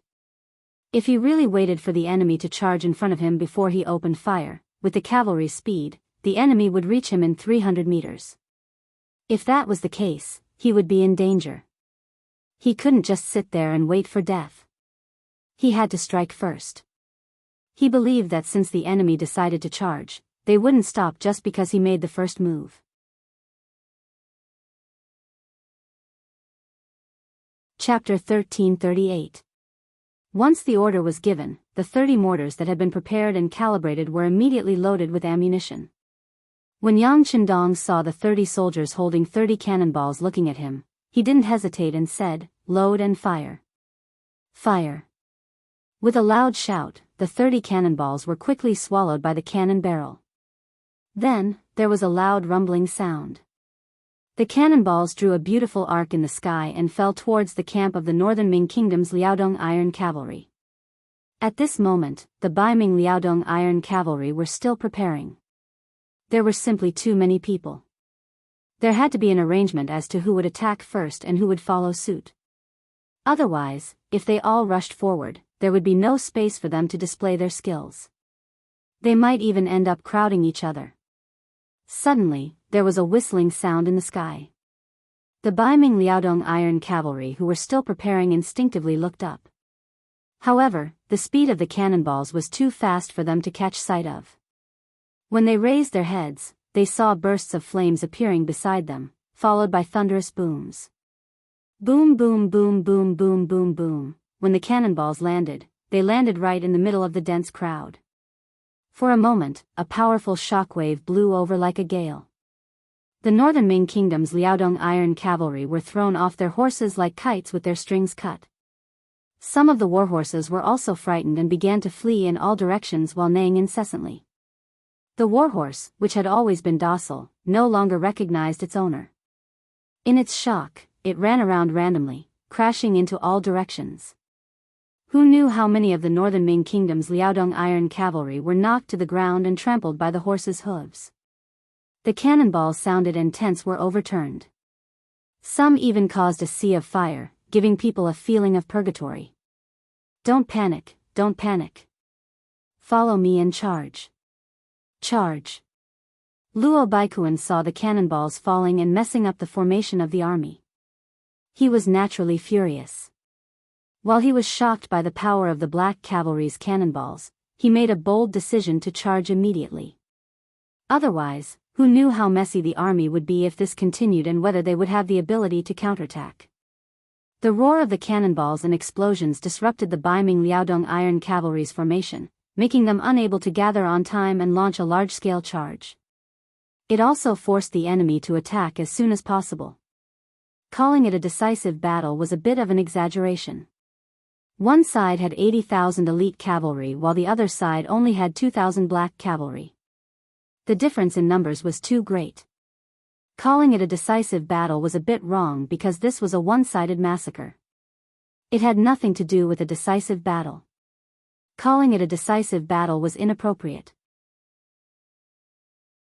There had never been a decisive battle where one side had lost soldiers and generals while the other side had no losses. Rather than calling it a decisive battle, it was more appropriate to call it a suicidal battle. The roar of the cannonballs continued. One cannonball after another landed in the camp of the Baiming Liaodong Iron Cavalry. Whether it was those who were about to charge, those who were preparing to charge, or those who were left behind, none of them were spared. This was because no one knew where the next cannonball would land and who it would kill. The sound of gunfire continued like the firecrackers set off by the rich during the New Year. There was no sign of it stopping. As the bullets were fired, the warhorses that were charging forward were hit one after another. The cavalrymen on the warhorses were hit one after another.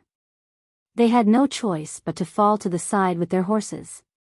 The sound of explosions continued. When the enemy was about 100 meters away from them, rocket launchers fired one after another, landing in the crowd, causing waves of explosions and screams of agony.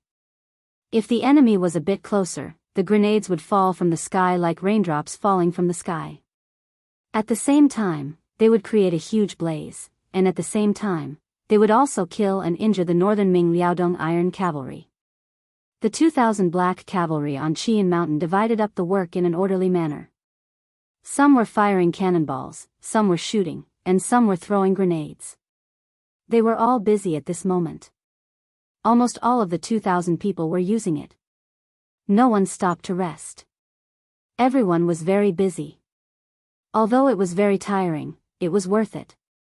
It was because this kind of battle was not something that could be encountered all the time. Fortunately, the northern Ming Kingdom's Liaodong Iron Cavalry had strict discipline and a clear goal. They wanted to kill Yang Chendong wholeheartedly. If it was another opponent, they would have been scared away. Baiming Liaodong Iron Cavalry's losses continued to increase. More than half of 1,000 people would be lost before they reached the halfway point of the mountain. When they were only a few dozen meters away, not a single one would be left. The highest peak of Qian Mountain seemed to have become a natural moat. A huge gap completely separated the two sides. Even if you had the power to split the sky, you would still not be able to take a step forward. Charge, continue to charge. Don't be afraid of death. They only have 2,000 cavalry. Luo Baikuan had already stopped his warhorse. He brought some of his soldiers to hide behind a few big trees. They used the branches to hide themselves. The losses were so great that Luo Baikuan's heart was bleeding at every moment. However, he could no longer shout for them to stop. After fighting for so long, if they stopped, then all of their previous efforts would be wasted. He wanted to see how much gunpowder the enemy had. He did not believe that his 80,000 cavalry would not be able to exhaust the enemy's gunpowder.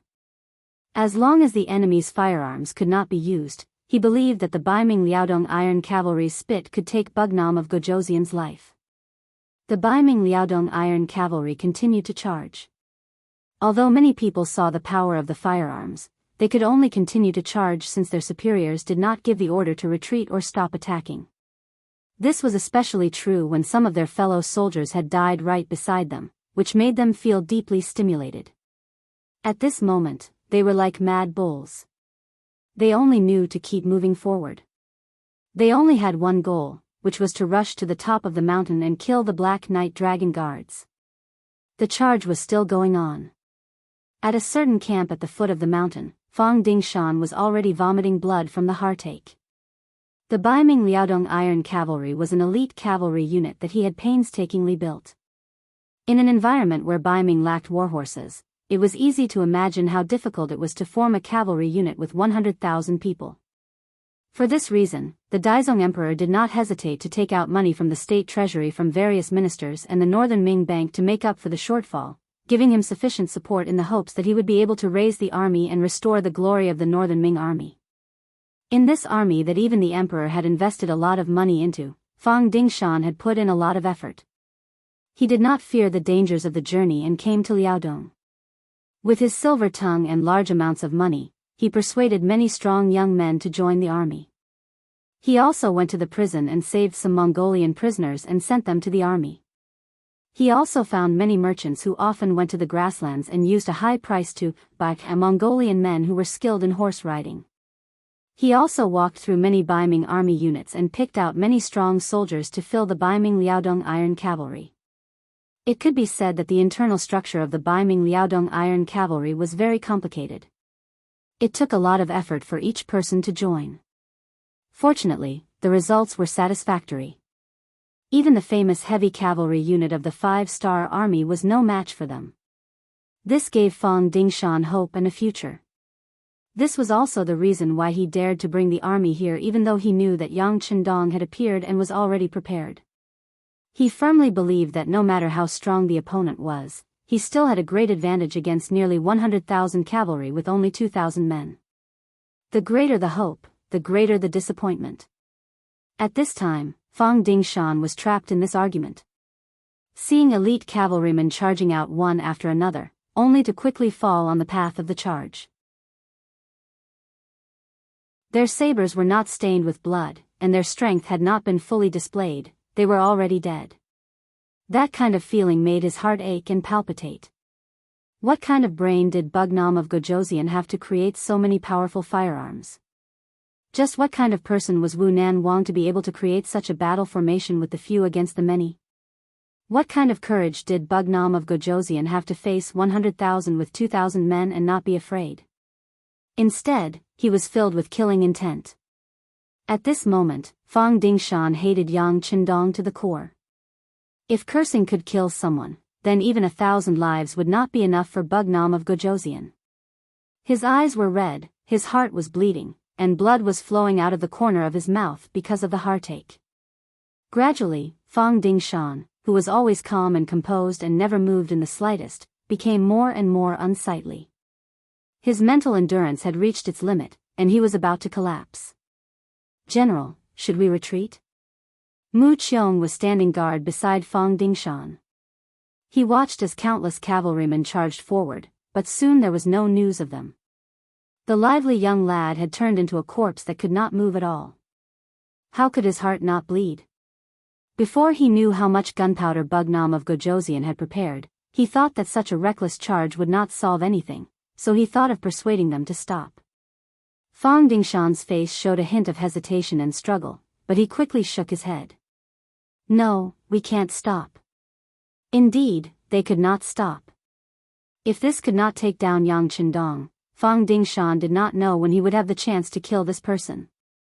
As long as Yang Qindong did not die, Baiming would be in danger, and it was not impossible for the country to be destroyed.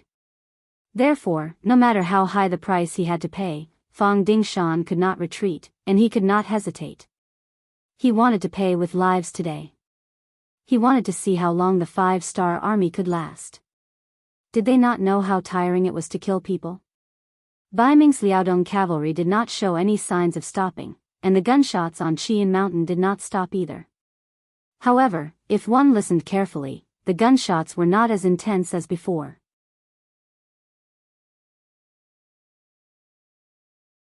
Chapter 1339. On the top of the mountain, the heavy machine guns had already become scalding hot due to overheating. Some light machine guns also had the same problem. Fortunately, there was enough water on the mountain. At this moment, buckets of water were poured under the guns, igniting a large amount of steam. Stop the light and light machine guns appropriately and use them after cooling down. All the people who have retreated, go get grenades and blow up these enemies. Yang Qindong's voice replaced Beta Persei's. In a war that had never been organized with such intensity, Beta Persei's commanding ability obviously still needed to be improved. Fortunately, Yang Qindong in his previous life had seen all kinds of storms and waves, so he quickly replaced the commanding position. Under his command, the 2,000 black cavalry did their own things in an orderly manner and dealt a heavy blow to the enemy. Beta Persei was still learning seriously from the side. However, he didn't know if there would be another chance to command like this. After all, not every enemy was as brave, fearless, and disciplined as Baiming's Liaodong cavalry. Countless grenades were thrown down the mountain. After a series of explosions and smoke, another batch of Baiming's Liaodong cavalry fell on the charging road. Yang Qindong took this opportunity to wipe the sweat on his forehead. At this moment, he had to admit that Baiming's Liaodong cavalry's bravery was beyond his expectations.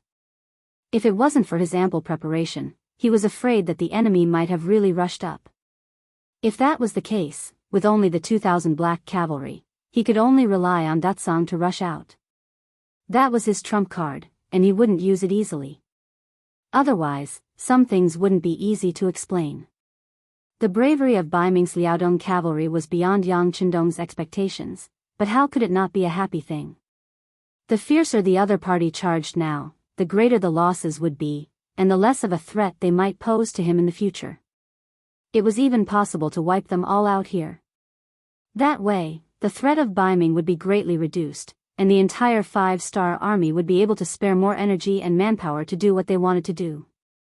The sound of gunfire was still going on. 4 hours later, the sky outside was completely dark. The only thing that could be seen on the battlefield was the muzzle flashes that constantly spewed out bullets, as well as the flares that were fired into the air from time to time. Every time the flare lit up, gunshots would ring out. Groups of northern Ming Kingdom's Liaodong iron cavalry would fall down like sand blown by the wind. This scene was clearly seen by everyone under the illumination of the flares. As more and more of the Baiming Liaodong cavalry became corpses, the morale of the army began to waver. No one in the world was willing to die. As long as there was a bit of hope to live, they wouldn't take the initiative to seek death. The previous attack was completely due to the strict discipline of the Baiming Liaodong cavalry, and the fact that the target was only 2,000 people, which gave countless people hope. But now, seeing that the 5-star army's gunfire didn't seem to stop, and even the heavy and light machine guns that had stopped firing were starting to ring out again, some of the soldiers who thought that the 5-star army didn't have enough gunpowder finally began to feel disappointed. There was no chance of victory at all, and they were only using human lives to fill the gap. When would this kind of battle end? If the 80,000 cavalry were all here, but the other party still had gunpowder, what would they do? Wouldn't that mean that everyone had died here for nothing? Everyone had their own selfish motives, especially on a battlefield where there was no chance of victory. Some people couldn't help but feel a sense of betrayal. The first to make a move were the Mongolian grassland men that Fong Dingshan had spent a lot of money to invite from the merchants. They were like mercenaries, and they came here for money. As long as someone paid them, they would give their lives. Even if they died in battle, they wouldn't regret it. But even if they knew that they would die, they still wanted to charge. That wasn't something a greedy person would do. Even if they had money, they had to be alive to spend it. When they saw that the 5-star army was still full of firepower, these people were shaken. Then, some self-proclaimed smart people began to flee under the cover of the night when no one was watching them. When the first person retreated, the people around him quickly followed suit. Soon, more and more cavalrymen began to disregard the military order and retreat. Their retreat was like a domino effect, causing more and more cavalrymen to retreat. Humans were social animals. What they would do the most was follow suit. When they saw that the people around them had begun to retreat, it was their nature to retreat as well. As for the so-called consequences, that was a matter for the future. As a result, on the battlefield, in the dark, more and more Baiming Liaodong cavalry started to retreat. It was like a plague that spread to everyone. Many cavalry who didn't know what was going on thought that it was an order from the general and also retreated. Luo Baikuan, who was hiding under the cover of the trees, quickly realized that something was wrong. He knew that the thing he was most worried about had happened. In order to obtain the final victory, there was no time for him to think. He rushed out from his hiding place and shouted, "Everyone, listen to my order.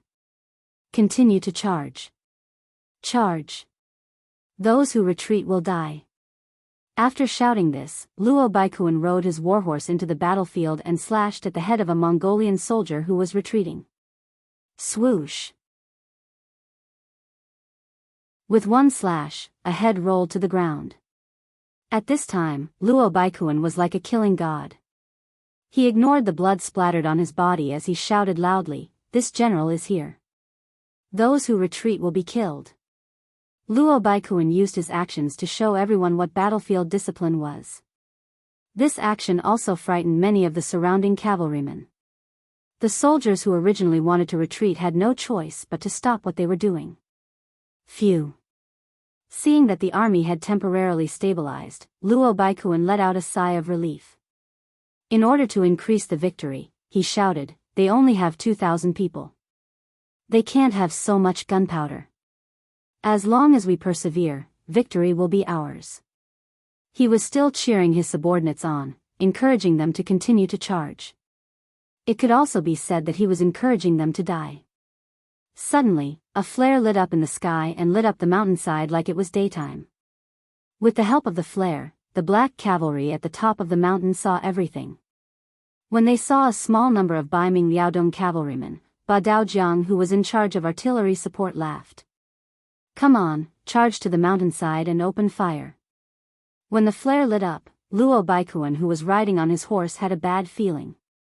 However, he didn't retreat immediately because he knew that many soldiers were looking at him. If he were to hide like this, the morale of the army would definitely be greatly affected. He was afraid that the army would really be routed.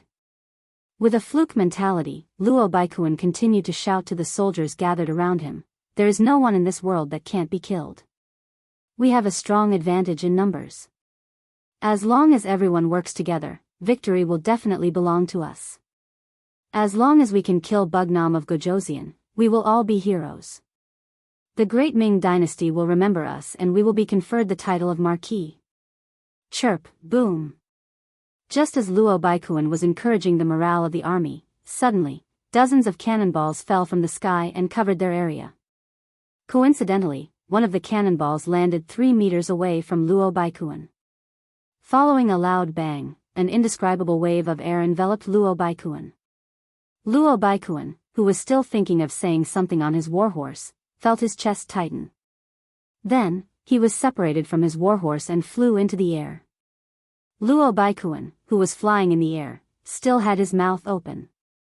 However, because his internal organs were severely injured, he could no longer utter a single word. As he opened and closed his mouth, streams of dark red blood flowed out. Luo Baikuan was actually blown away. One could imagine that the Baiming Liaodong cavalrymen who had recovered some of their morale could not take it anymore. Their general was dead, so why were they still guarding here? Even if they were to charge, who would they charge for? Run! No one knew who shouted so loudly, but the Baiming Liaodong cavalrymen began to collapse. This move quickly became a trend that no one could stop. Fang Dingshan, who was waiting for the news of victory, suddenly saw countless black figures retreating from the foot of the mountain. His eyes could not help but widen. He knew that the result he was most afraid of had happened. Before this, Fang Dingshan had already made up his mind. As long as the soldiers did not retreat, he would not retreat. Even if he had to sacrifice all of the Baiming Liaodong cavalrymen, as long as he could kill Yang Qindong, everything would be worth it. But now, the army suddenly retreated. He did not give such a military order, so there was only one result. The army's morale and momentum were gone. This was the only result. It's over, it's over.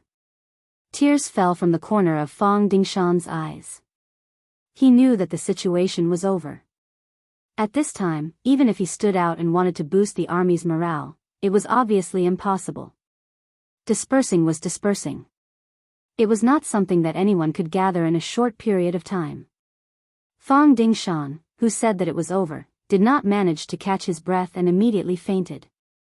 If Mu Qiong hadn't reacted quickly enough and caught him, he would have been seriously injured from the fall. Mu Qiong did not understand why the general suddenly fainted. Just as he was panicking, a fast horse came in front of him.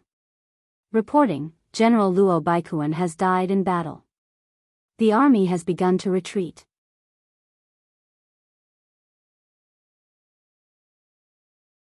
Chapter 1340.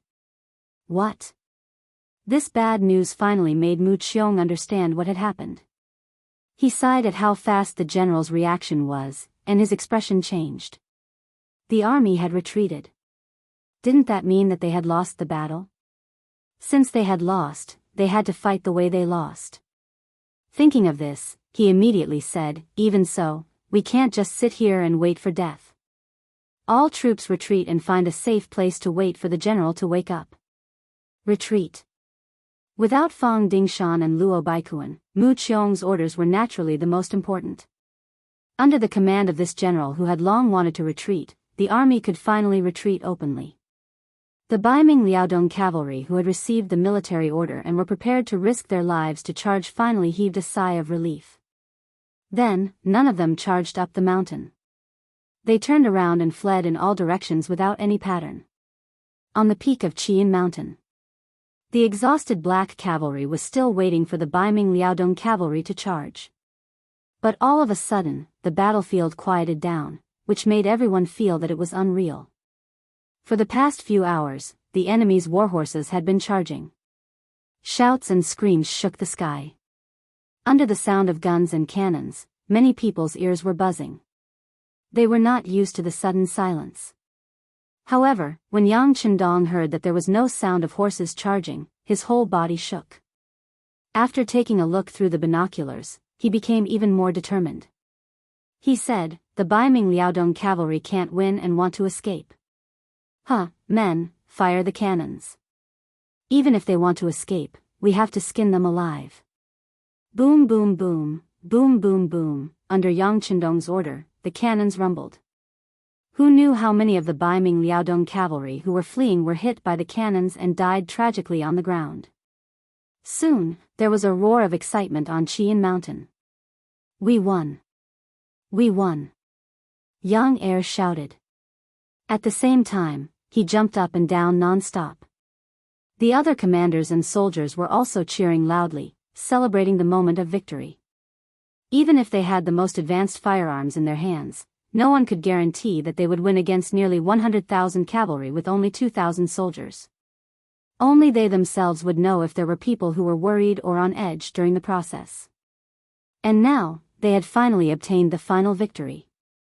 At this moment, everyone was extremely excited. At the same time, they looked at Yang Qindong with admiration. This was their king. He fought against 100,000 with 2,000 soldiers and forced the enemy to retreat. Although there were many people in history who won against the enemy, only their king could achieve such a glorious result. They were proud to be part of their king's side. How many people did we kill? Among the cheers, it was unknown who had suddenly said such a sentence, but it instantly attracted everyone's attention. 30,000? I think it's more than that. Our first platoon killed nearly 20,000 people. Xiao Vi shook his head. Obviously, he was dissatisfied with the number of soldiers. That's right. I think there were at least 40,000 people. Our second platoon also killed nearly 20,000 people. Dao Xiao also jumped out. Although he did not have to worry about the military merit because he was with Yang Chendong, he still had to fight for it. Are you kidding me? Did our artillery team not do anything? We killed at least 10,000 people. Ba Daojiang also stood out. He would never allow anyone to take away his achievement. Not even the two platoon leaders. For a moment, there was a heated discussion about how many people they had killed.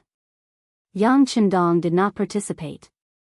Because of the firearms and the dark sky, he did not know how many people they had killed. However, he believed that he would get the results soon. Because outside of Qian Mountain, the 1st Cavalry Division, the 101st Division of the new 1st Army, and the 1st Cavalry Division of the new 2nd Army were all in place. As long as they stopped the Baiming Liaodong cavalry, they would be able to get a rough idea of how many people they had lost. Yes, the 1st Cavalry Division of the new 2nd Army had also arrived outside of Qian Mountain. They were led by the commander of the Mercenary Division. His original mission was to guard Toulouse City with 2 divisions to prevent the 50,000 Baiming army inside the city from converging with the 80,000 Baiming army outside the city. However, as the commander of the Mercenary Division that Yang Chendong had entrusted with such an important task, he was not a passive person. When he arrived on the battlefield, he quickly displayed his skills. He sent people to disguise themselves as the Baiming army to open the city gates and force their way into Toulouse City. The sudden arrival of the 2 divisions of cavalry caused the 50,000 Baiming army to panic. Most of them were new soldiers who had never been on the battlefield. Although they had undergone some training, they had never seen real combat.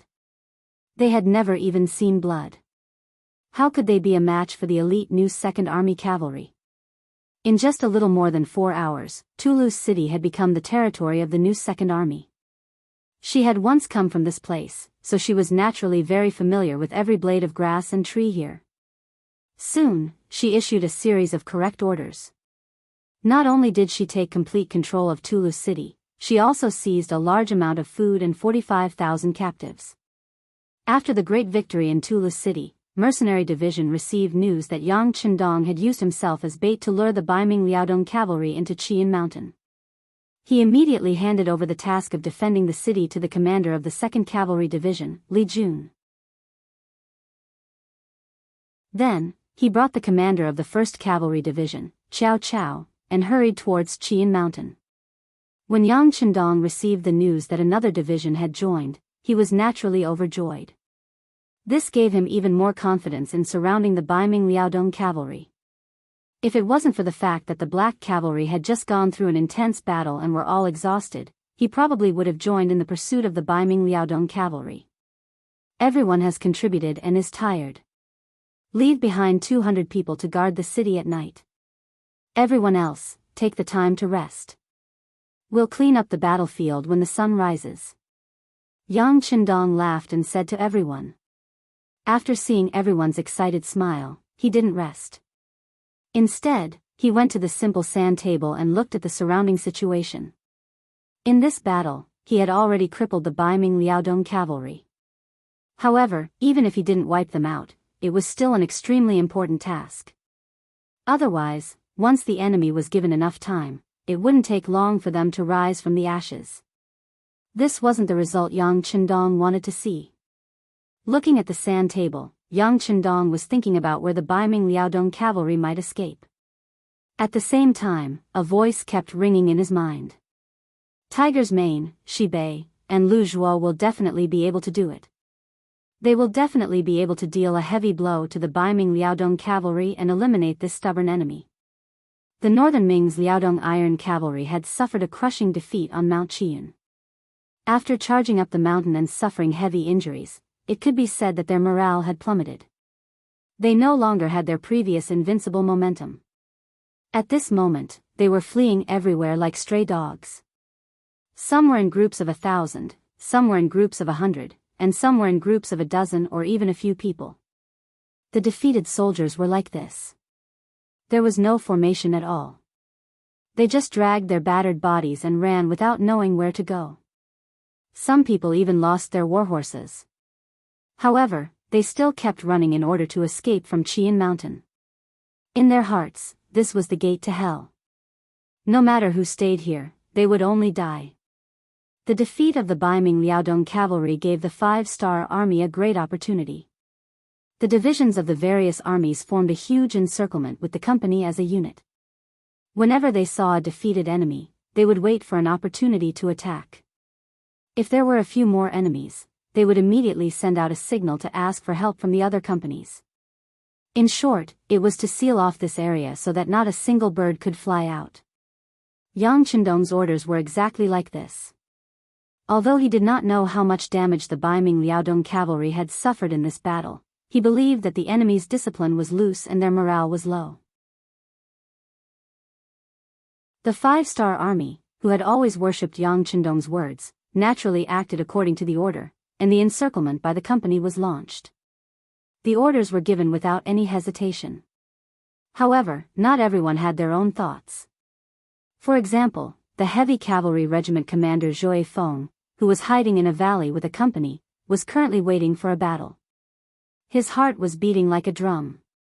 He was very clear about the strength of the Baiming Liaodong cavalry. Even his heavy cavalry regiment was not a match for them. He also heard that the 6th young master only had 2,000 black cavalry. Could they really face 100,000 Baiming Liaodong cavalry and not be defeated? If this was said by someone else, Zhou Feng would naturally not believe it. He would even accuse the other party of false military intelligence and punish them. However, this came from the 6th young master, so he did not dare to say anything. All this time, no one knew how many miracles Yang Chendong had created. It was to the point that everyone was used to him doing some shocking things and would not suspect anything. Zhou Feng was still thinking about the reliability of this matter. If it was true, how did the 6th young master do it? While this question was still flashing in his mind, the company commander suddenly said, "Commander Zhou Feng, there is a situation." Oh. Zhou Feng immediately put away his chaotic thoughts. He held the binoculars in his hand and looked up. He saw no less than 700 cavalry wearing the Northern Ming military uniform rushing towards them in a panic. Among these 700 people, only half of them had war horses. There were also some that only borrowed the power of their legs and held their ponytails. It seemed that this was the only way they would not fall behind. Only then would they be able to live and die with the main force. There are more than 700 people. Commander Zhou Feng, let's send the signal for reinforcements. This company commander only led 100 people. Seeing that the enemy was 7 times their number, he could not help but feel nervous. This was the Baiming Liaodong cavalry. It was rumored that they were very powerful. Even the heavy cavalry regiment had suffered a loss in their hands.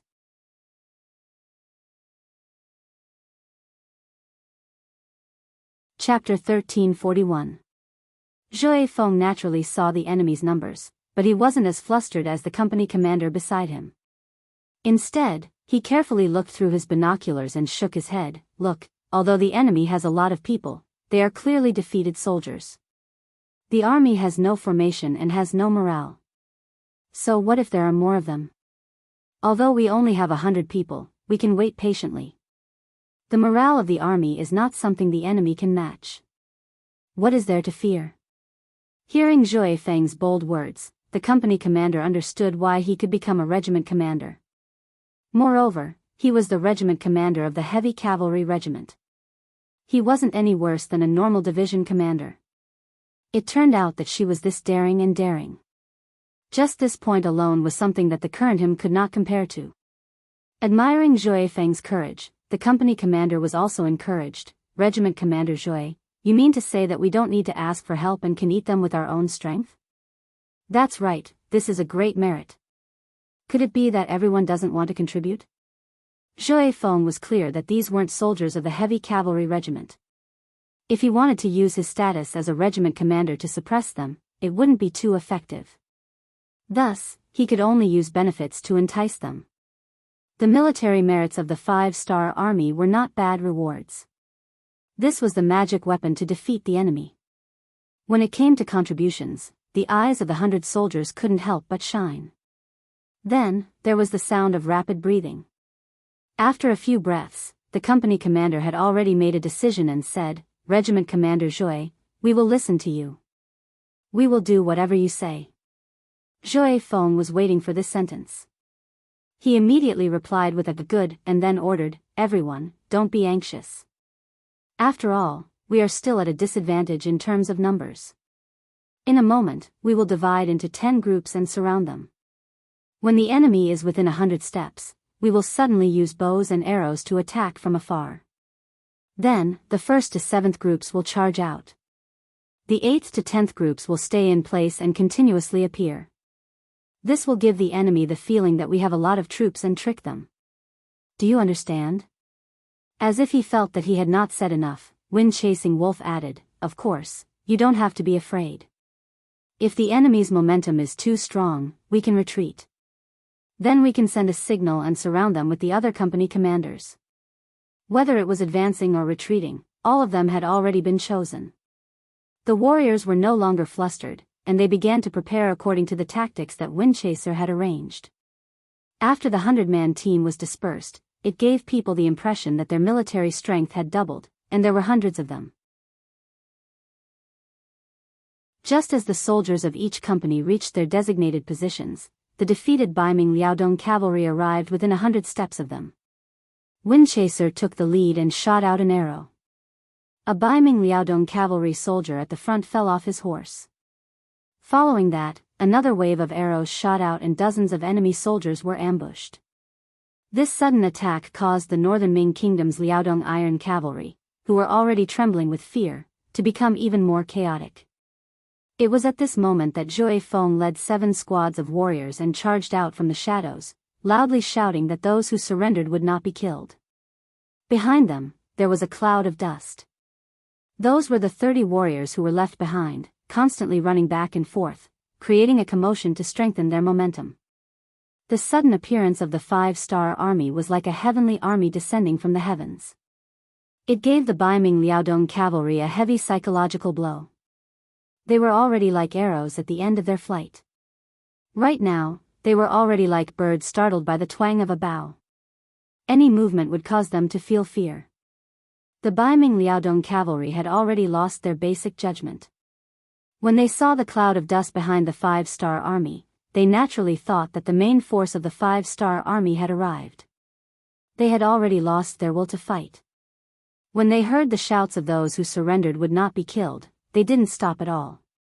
One by one, they threw down their weapons, jumped off their horses, and knelt on the ground. Perhaps in the hearts of these Baiming Liaodong cavalry, surrendering was not something shameful. As long as they could live, it was good. Just like on Qian Mountain, facing the barrage of guns and cannons, they couldn't find a way to surrender even if they wanted to. Now that the hope of living was in front of them, who wouldn't cherish it? This was like someone giving you a pillow when you were sleepy. Who would care if the pillow was suitable for your head? Zhou Feng was already prepared for a bloody battle. In his heart, unless it was necessary, he didn't want to ask for help from the other companies. After all, he had just lost a battle and now was the time to gain merit.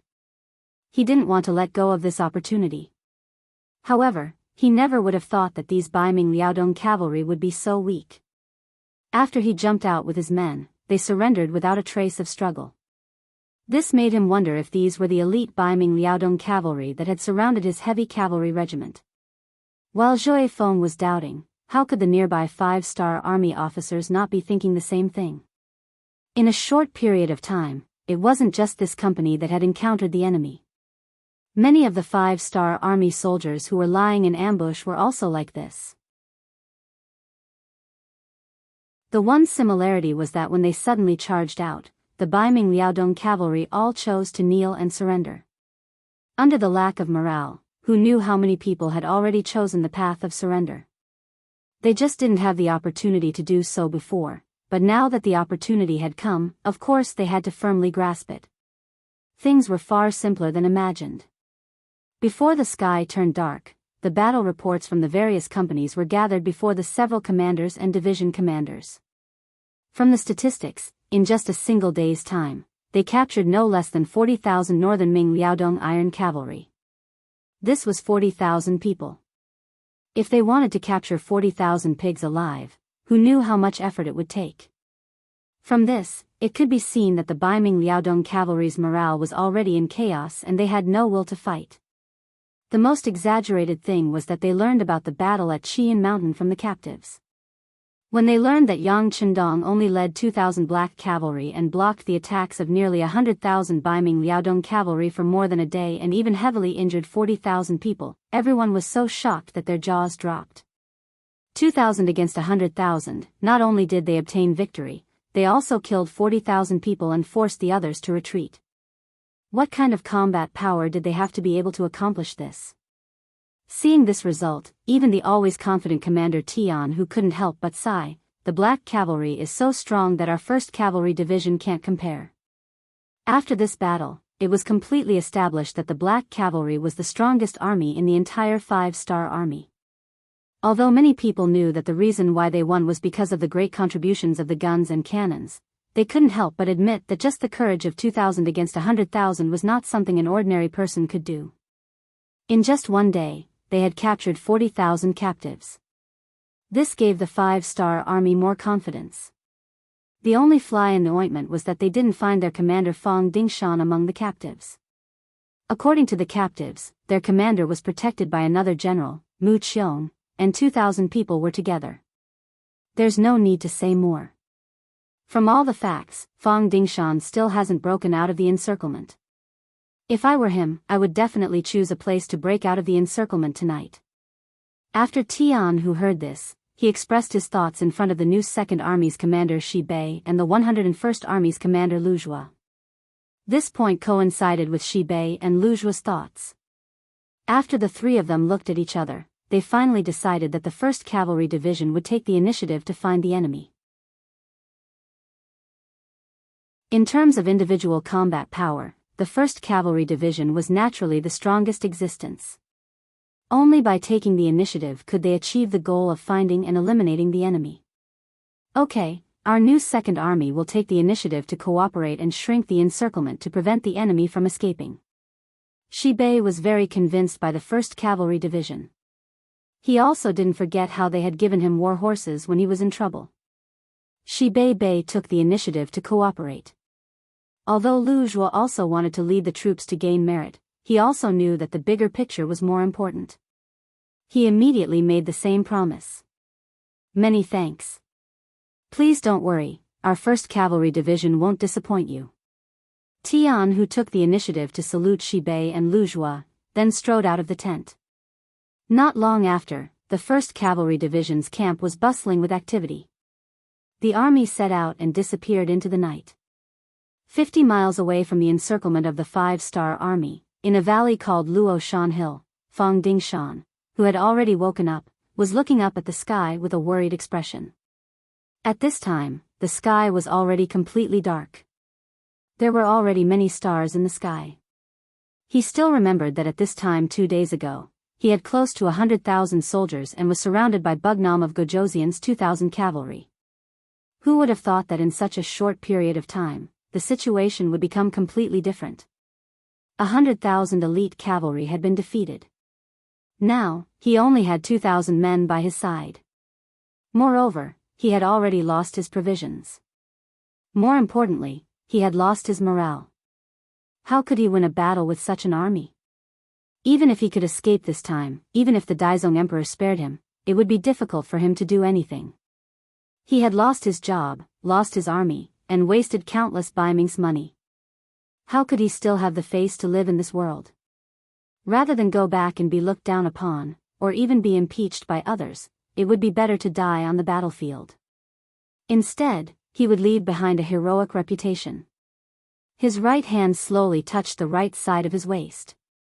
However, when he touched it, he discovered that the scabbard was still there, but the blade was nowhere to be seen.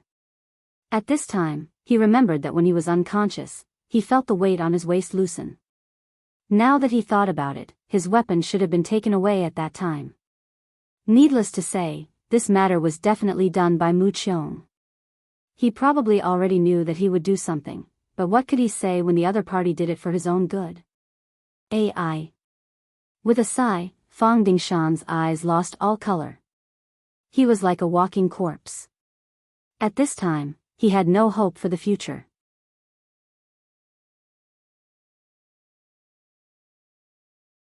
Chapter 1342.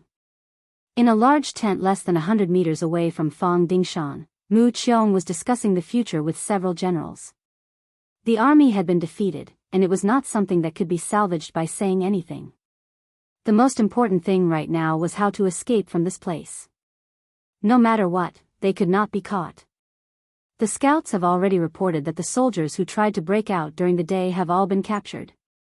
From this, it can be seen that the 5-star army has already set up an inescapable net.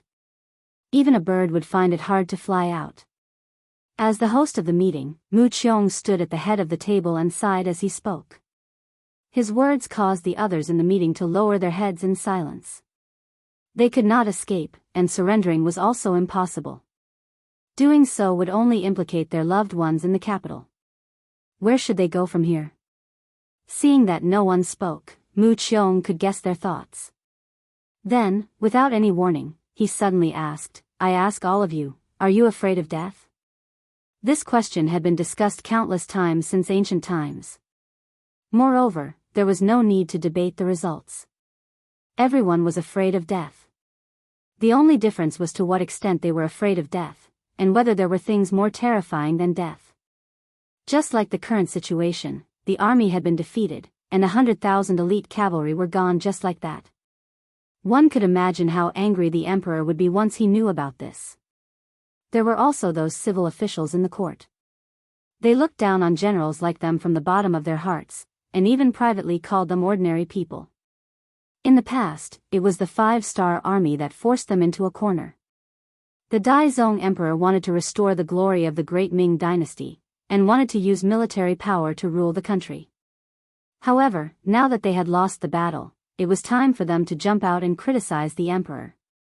If they didn't do so, they wouldn't be able to show their intelligence. If they didn't do so, they wouldn't be able to elevate their status and give them enough benefits. What the result was self-evident. If he escaped back, he might be able to survive. However, his life in the future would not be any better than death. Since being alive was no better than being dead, he might as well die. Of course, the prerequisite was that their deaths had to be worth something. No one answered immediately. Instead, everyone raised their heads to look at Mu Qiong, as if they wanted to ask something. He did not answer immediately, which gave Mu Qiong some confidence. He knew that he could finally speak his mind now. He cleared his throat and continued, "If everyone is afraid of death, then there's nothing to say. Whether you're willing to surrender or break out of the encirclement, this general will not stop you. However, if you are not afraid of death and are unwilling to give up, and still want to fight, this general also has a plan that can work. That is, we will fight our way back to Qian Mountain. After such a long time, I believe that Bugnam of Gojoseon will think that we have escaped far away and will definitely let down his guard. If we suddenly attack and don't give them the time to fire their guns, then it is hard to say who will win and who will lose, but at least we will have a 50% chance of winning. If you can kill Bugnam of Gojoseon, think about it, how great of a meritorious service would that be? Heavens, how is this meritorious service? This is clearly a great service." At this moment, many people sucked in a breath of cold air. Everyone had different expressions, but they quickly calmed down again. When they looked at Mu Qiong, their eyes were filled with excitement as they said, "We are not afraid of death." This showed that they were not afraid of death, which meant that they agreed with Mu Qiong's plan and were determined to fight their way back. Although there would be danger if they went back, wasn't it also more dangerous than breaking out of the encirclement? Since that was the case, why not choose to play a big game? At least if they succeeded, not only would they not be guilty, they would also have a great service. This result was within Mu Qiong's expectations. Now that he finally got a definite answer, he also let out a long sigh of relief and said, "This is good. I can see that everyone is unyielding men. Since that is the case, this general will give the order. We will have a good rest tonight and rush back tomorrow morning. When we suddenly attack at noon, we will definitely be able to kill Bugnam of Gojoseon. At that time, everyone here will become meritorious officials of the great Ming dynasty. It is not impossible for you to be conferred the title of Marquis." The great Ming dynasty had always been conferred the title of Marquis based on military merit. And the title of Marquis was hereditary. It could be imagined that once they were conferred the title, it was equivalent to having a fixed iron rice bowl. In the future, their descendants would be able to enjoy endless benefits. Mu Qiong still had some ability. With just a few words, he stirred up the fighting spirit of the generals. At this moment, they could not wait to appear at the foot of Qian Mountain and kill their way up in one go. If it were not for the fact that the army had not had a good rest these few days, they would probably have done so. Thinking that tomorrow would be the day to show off their skills, the generals excitedly left the main tent and returned to their respective camps to rest. Mu Qiong walked out of the main tent and headed straight to where Fang Dingshan was. Walking over from afar, Mu Qiong looked at the somewhat bleak figure standing there. He took a deep breath and strode forward. Fang Dingshan didn't move when he heard the footsteps behind him. He already knew who they were and even knew what they were planning and discussing. However, he didn't care about it. Even if these people were discussing about surrendering to the 5-star army, he would not find it strange. After all, when facing life and death, a person's true nature would often be revealed. How could a defeated general dare to be brave? At this moment, Fang Dingshan did not ask these subordinates to do anything. Even if these people really wanted to surrender, he would not blame them. However, he would definitely not be with these people. He had received a great favor from the great Ming dynasty, and he could only repay it with his life on the battlefield. "General." Mu Qiong walked up and clasped his fists. The night sky tonight is really beautiful." Looking up at the sky, Fang Dingshan sighed emotionally. Perhaps he did not have long to live, but Fang Dingshan looked at everything so beautifully because it was very likely that he would not see it again in the future. Of course, this did not exclude the possibility that the unpolluted sky was indeed much cleaner than in the future. Yes, the night sky is very beautiful. Mu Qiong agreed. But we will probably see more of this kind of night sky in the future. Perhaps the night sky in the capital will be even more beautiful than here. When he heard the first half of the sentence, Fang Dingshan's expression did not change. However, when he heard the second half, his body suddenly trembled. He had heard many different meanings from these words. What did he mean by, "it will be even more beautiful than here"? What did he mean by, "the night sky in the capital will be even more beautiful than here"? Could it be that Mu Qiong was not prepared to surrender to the enemy? Could it be that he had misunderstood him? While Fang Dingshan was still thinking, Mu Qiong half knelt behind him. "General, this subordinate is guilty. This subordinate should not have hidden the counterattack plan from you. This way, everyone will have a slim chance of survival. However, we cannot just leave like this. We must take a gamble. General, please punish us." Mu Qiong had to apologize. Although there were only 2,000 cavalry in the camp, Fang Dingshan was still the great general. Logically speaking, this kind of plan should not have been hidden from him. However, he was worried that his idea would not be approved. In addition, Fang Dingshan seemed to have lost his morale, so he had no choice but to go around him. Now that the plan had been decided, he naturally had to tell the truth. Fang Dingshan had already accepted his fate. He had already prepared himself to borrow a knife and commit suicide the moment Mu Qiong spoke of surrendering. He was sure that the other party would agree to this request.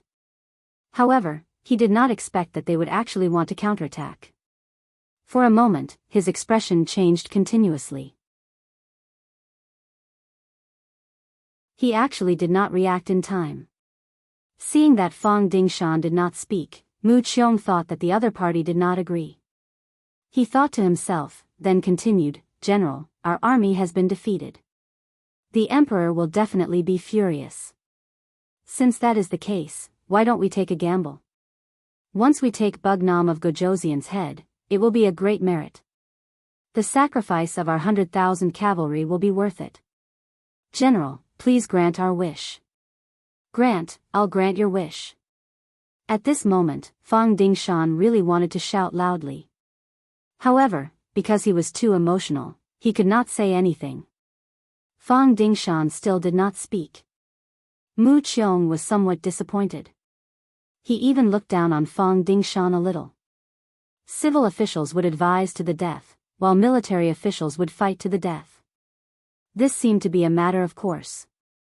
As a great general, he had to be prepared to die on the battlefield at any time. How could he be afraid? Mu Qiong sighed in his heart. When they were discussing the military plan, he did not call Fang Dingshan. Now that the situation had changed, there was no need to care about Fang Dingshan's attitude. In any case, he was going to give it his all. Seeing that he did not receive a response, he simply turned and left. Instead of explaining, he might as well take the opportunity to sleep a little more. That way, he would have a better mind for the battle tomorrow. Fang Dingshan finally recovered.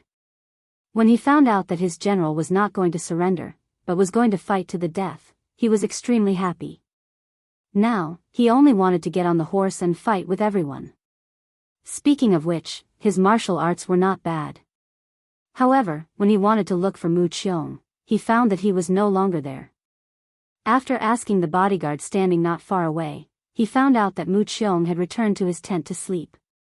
Forget it, let him rest for a night. This general will explain to him tomorrow morning. I also want to have a good sleep. Fang Dingshan was in a good mood. He was very much in favor of the military plan to counterattack and rush back to Qian Mountain. This was the only way he could fight with his life. The knot in his heart was untied. When Fang Dingshan entered the tent, he was still a little excited. Most of the night passed. When it was almost dawn, he fell asleep in a daze. Less than an hour after he fell asleep, suddenly, the sound of war drums rang out. It woke him up abruptly. Then, he heard panicked shouts. Enemy attack, get up quickly.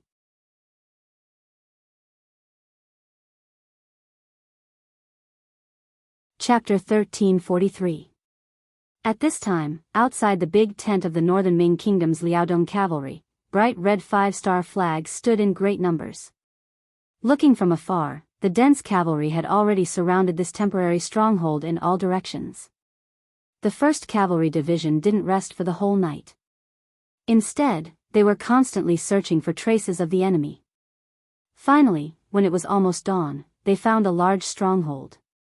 The commander of the 5th Cavalry Division, Gong Feng, who was in charge of searching this area, ordered his men to heavily surround this place. Gong Feng did not give the order to attack immediately. He had already made a rough calculation. There were only about 2,000 northern Ming cavalrymen that were surrounded. He had led 5 regiments of 4,000 elite cavalrymen. In terms of numbers, he had twice the number of the enemy. In terms of combat strength, he was full of confidence. What was there to be brave about? What was there to be afraid of? In the previous telegram, Yang Chendong emphasized that these original Baiming Liaodong cavalry were all elites. They had consumed a lot of money and food from the Baiming Emperor to create them. If they could be used as their own, it would save a lot of training time. Wasn't the 1st Cavalry Division going to be expanded by a division? Excellent soldiers were essential. If they captured these Baiming cavalry, it would save a lot of effort. Gong Feng, who had his own plans, didn't immediately attack. He wanted to take a look and carefully observe these Baiming cavalry. He wanted to see if they had the qualifications to become soldiers of the world's #1 cavalry army. He wanted to properly lock them up. As for whether or not these people would be able to escape from his hands, Gong Feng was even less worried. He had brought along the elite soldiers of the 5th Regiment, and he still had many excellent Big Dipper crossbows in his hands that he had yet to use. If these people were really very brave, not to mention other things, if a wave of crossbows were released, would he still be afraid that they would be able to overturn the sky? Even if they didn't have 7-star crossbows, with the 1st Cavalry Division's elite cavalry, how could they be afraid of these 2,000 Baiming cavalry? Gong Feng's face was full of pride and confidence, but when he spoke, he didn't have the slightest intention of underestimating the enemy. Men, surround this place. Don't be careless. I believe everyone understands the principle of cornered beasts fighting. Battalion commanders, go do it. Yes. The 10 battalion commanders immediately gave a standard military salute before turning around and heading back to their respective units. The camp was completely surrounded. When Fang Dingshan, Mu Qiong, and the others woke up from their tents, this was the scene that greeted them. They were surrounded by the cavalry of the 5-star army.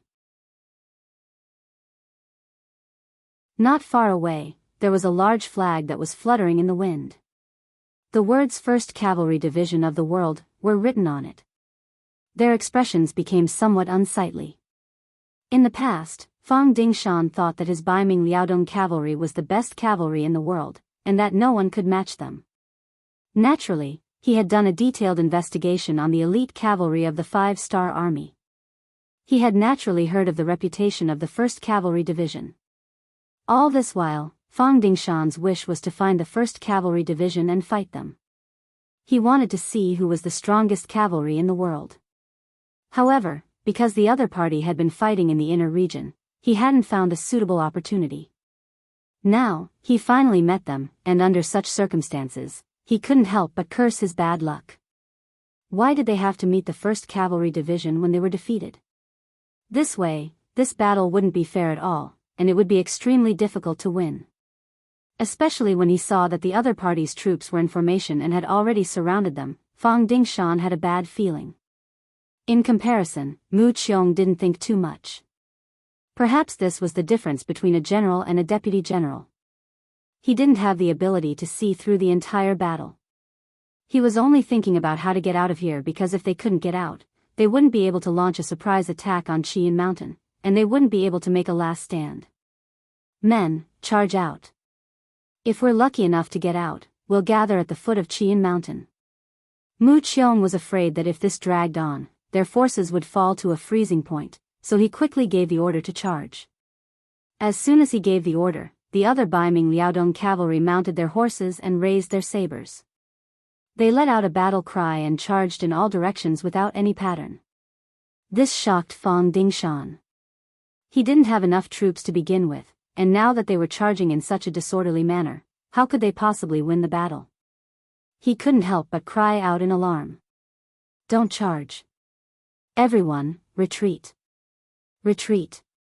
Fang Dingshan's original intention was for the entire army to retreat, reorganize, and charge in one direction. With the 2,000 elite Baiming Liaodong cavalry, it was very possible for them to charge out. However, charging in such a disorderly manner was not advisable. However, no one could understand his thoughts, especially when Mu Qiong had misunderstood him. Seeing that the army was charging and Fang Dingshan was still shouting non-stop, Mu Qiong's eyes flashed with anger. What's wrong? Are you still thinking of surrendering at this time? Since you don't have any backbone, don't blame me. With this thought in mind, Mu Qiong's right hand suddenly made a sound and the cavalry saber suddenly slashed towards Fang Dingshan's back. This was Fang Dingshan's fault. He wanted to explain what happened last night, so he purposely got closer to Mu Qiong. However, because he was too close, he didn't even have time to react when Mu Qiong suddenly attacked. His entire back was hit, and the intense pain caused him to lose all his strength. He couldn't stop himself from falling off his horse. This sudden scene shocked all of the Baiming Liaodong cavalry. They didn't think that there would be internal strife before the battle even began. However, Mu Qiong's reaction wasn't slow either. He shouted, Fang Dingshan wants to surrender to the 5-star army. My soldiers and I are loyal soldiers. How can we allow such a thing to happen? From now on, if anyone dares to talk about surrendering, they will be like this person. Come, charge out. Fang Dingshan's martial arts were quite good. He was able to become the Imperial Guard commander of the substitute emperor. He had good martial arts. In the past few years, he had trained his horse skills quite a bit.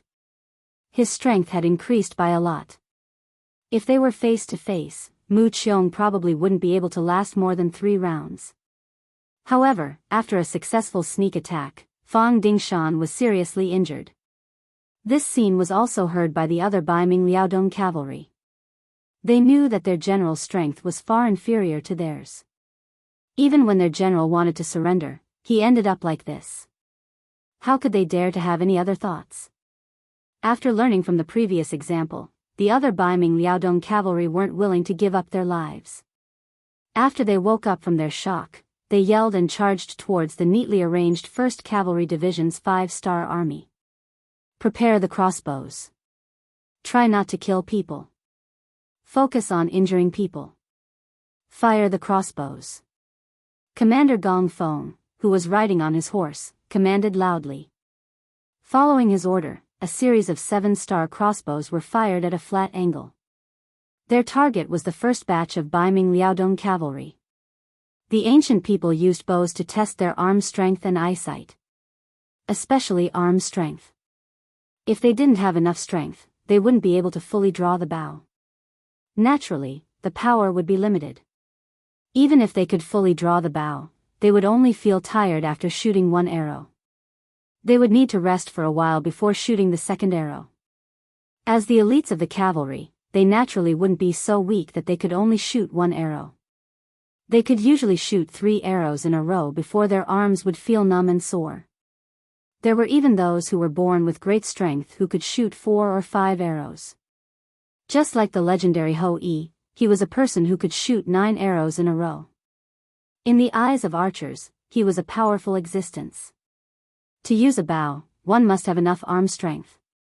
Otherwise, it wouldn't be very effective. However, with the continuous development of technology, like the appearance of the 7-star crossbow, shooting arrows became simple. One only needed to load the front of the crossbow and pull the bow to fully draw it once. Then, 7 arrows could be shot. This saved a lot of effort and had great power. Facing such a tyrannical weapon, how could the Baiming Liaodong cavalry block it? With just the sound of the trigger being pulled, the crossbow bolts rained down like rain. The 500 Northern Ming Liaodong cavalry charging at the front were all shot down by the crossbow bolts. The seemingly powerful attack also stopped because of this. Then, their morale plummeted. This also caused the hundreds of Baiming Liaodong cavalry who were preparing to charge to stop. They were humans, not gods. Facing arrows that could take their lives, they had to show hesitation. This hesitation caused their morale to plummet. The Baiming Liaodong cavalry, who were still red-eyed and wanted to charge, had their combat power reduced by more than a level. This scene was also seen by Mu Qiong, who was behind them. From the moment he slashed Fang Dingshan with his saber, he had already gone crazy. Now that he saw that the front troops were injured and the middle troops were not moving forward, he was immediately enraged. Come on, charge with me. Mu Qiong was afraid that their morale would drop and they would lose the opportunity to charge out of the encirclement. He was prepared to charge himself and set an example. Come. Gong Feng also let out a loud cry. When he saw another armored general charge out from the enemy camp with less than 200 men beside him, he also laughed out loud and leaped forward. As Gong Feng rushed out, a battalion of 400 cavalrymen followed behind him. Their duty was to protect the safety of their commander. Gong Fengchong had his reasons. Just like how the Northern Ming Liaodong cavalry always wanted to have a direct PK with the world's 1st Cavalry Division, how could they not have this idea? Now that the opportunity had finally appeared, Gong Feng immediately seized it and leapt out. One side had 400 people, while the other side had 200. Although there was a difference in numbers, it wasn't too big. If the Baiming Liaodong cavalry were really elite, they could make up for this difference. Just like how the 1st Cavalry Division dared to attack thousands of enemy cavalry with only a few hundred people.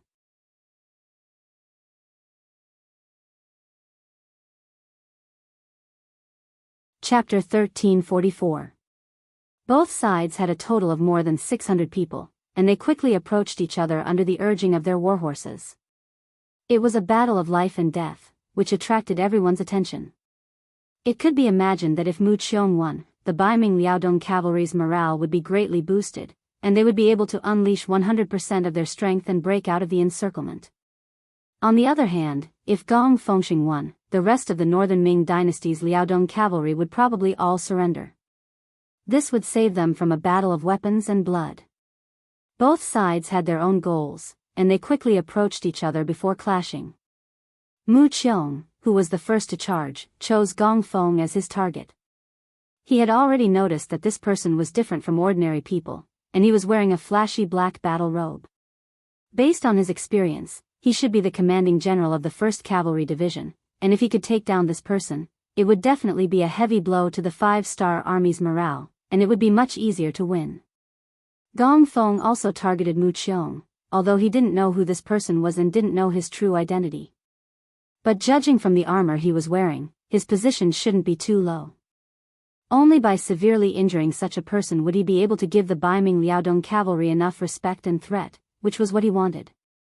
Both of them had the same goal, and this caused the moment they met each other, the collision of their sabers caused a heart-trembling sound. Dang dang dang, in just one exchange, both of them slashed out 3 times, and then their bodies shook, and their horses moved to the side. The outcome of the first round was actually a draw. This was out of everyone's expectations. The difference was that Mu Qiong revealed a shocked expression. He was a famous general among the 100,000 Baiming Liaodong cavalry. Other than General Fang Dingshan and Deputy General Luo Baikuan, he didn't put anyone else in his eyes when it came to fighting. It was the same when he faced Gong Feng. In his opinion, with his strength, it wasn't impossible to take down this person in 1 round. But who would have thought that he wouldn't be able to do anything? Gong Feng's ability was out of Mu Qiong's expectations, and his original confidence began to fade rapidly. He began to suspect that he couldn't break out of the encirclement and leave this place. In comparison, Gong Feng's eyes were filled with fighting spirit. Yang Qindong had said more than once that there was always someone better out there. There was no such thing as the strongest. In the past, Gong Feng didn't really approve of them, especially when their opponents were Baiming cavalry. He didn't even put them in his eyes. How could these people, whose legs turned to jelly the moment they saw the Mongolian cavalry, be a match for him? And just now, after the exchange with Mu Qiong, he realized that there were also powerful people in the Baiming army. This reignited his fighting spirit. While he stopped looking down on his opponent, his left hand unconsciously reached for his waist. There was a saber there. It was the dual saber technique that everyone in the 1st Cavalry Division had to learn. It could be used to win and save lives at critical moments. The two of them rode back. Regardless of whether they were willing or not, another clash had begun. As the warhorses of both sides continued to accelerate, the distance between them grew closer and closer. Soon after, the sound of collisions could be heard again. In a short period of time, Mu Qiong had continuously slashed out 3 times with his saber. The first 2 of the 3 slashes were still a clash. Their strengths were equally matched. But when it came to the 3rd slash, Gong Feng seemed to have no strength to attack. He changed from slashing to blocking. Gong Feng seemed to be exhausted. When Mu Qiong saw this, he was naturally overjoyed. He originally thought that his opponent was a fierce man. If that was the case, it would be difficult for him to win. If he wasn't careful, he might even lose his life here. But this 3rd slash had reignited his hope. He used all his strength and slashed out a 4th time when the 2 horses were about to cross paths. He wanted to see how he would block the 4th slash if he already had to block the 3rd slash. Mu Qiong had a confident smile on his face, as if victory was already in sight. But this smile quickly froze on his face. Because when he slashed out for the 4th time, he suddenly felt a pain in his back. Because of this, more than half of the strength in his body dissipated. The saber that he forcefully slashed out only hit the edge of Gong Feng's saber before it bounced back. This was all thanks to the fact that the two horses had already separated. Otherwise, if Gong Feng counterattacked while he was injured, Mu Qiong wouldn't have been able to escape even if he wanted to. The two horses separated for the second time. The distance between them increased. When they reached a certain point, Gong Feng turned his horse around. At this moment, his eyes were glowing. Just now, he had drawn his other saber and attacked Mu Qiong with his left saber. This also meant that his next opponent was only a disabled person. Naturally, he was full of confidence. He wanted to see how his opponent would fare in the next clash. Gong Feng was in high spirits. He was ready for the next clash. Mu Qiong's expression was much worse. The back of his waist was still bleeding. His strength was also fading. If he didn't have great willpower, he might have already fallen off his horse. Mu Qiong forced himself to take a deep breath and recover his energy. As he turned his horse around, he also tore off a piece of his battle robe and wrapped it around his waist. Although this was of limited use, it could at least slow down the flow of blood. This gave him the strength to fight again. Charge! After feeling better and regaining some of his strength, Mu Qiong shouted again and charged in Gong Feng's direction. When two armies fought, there would naturally be chaos. Most of the time, it would be a chaotic battle. This depended on the strength of each army and their understanding of formations. But in a chaotic battle, everyone was in danger. After all, no one knew where a saber would suddenly come from and take your life. Thus, luck played a large part in a big battle.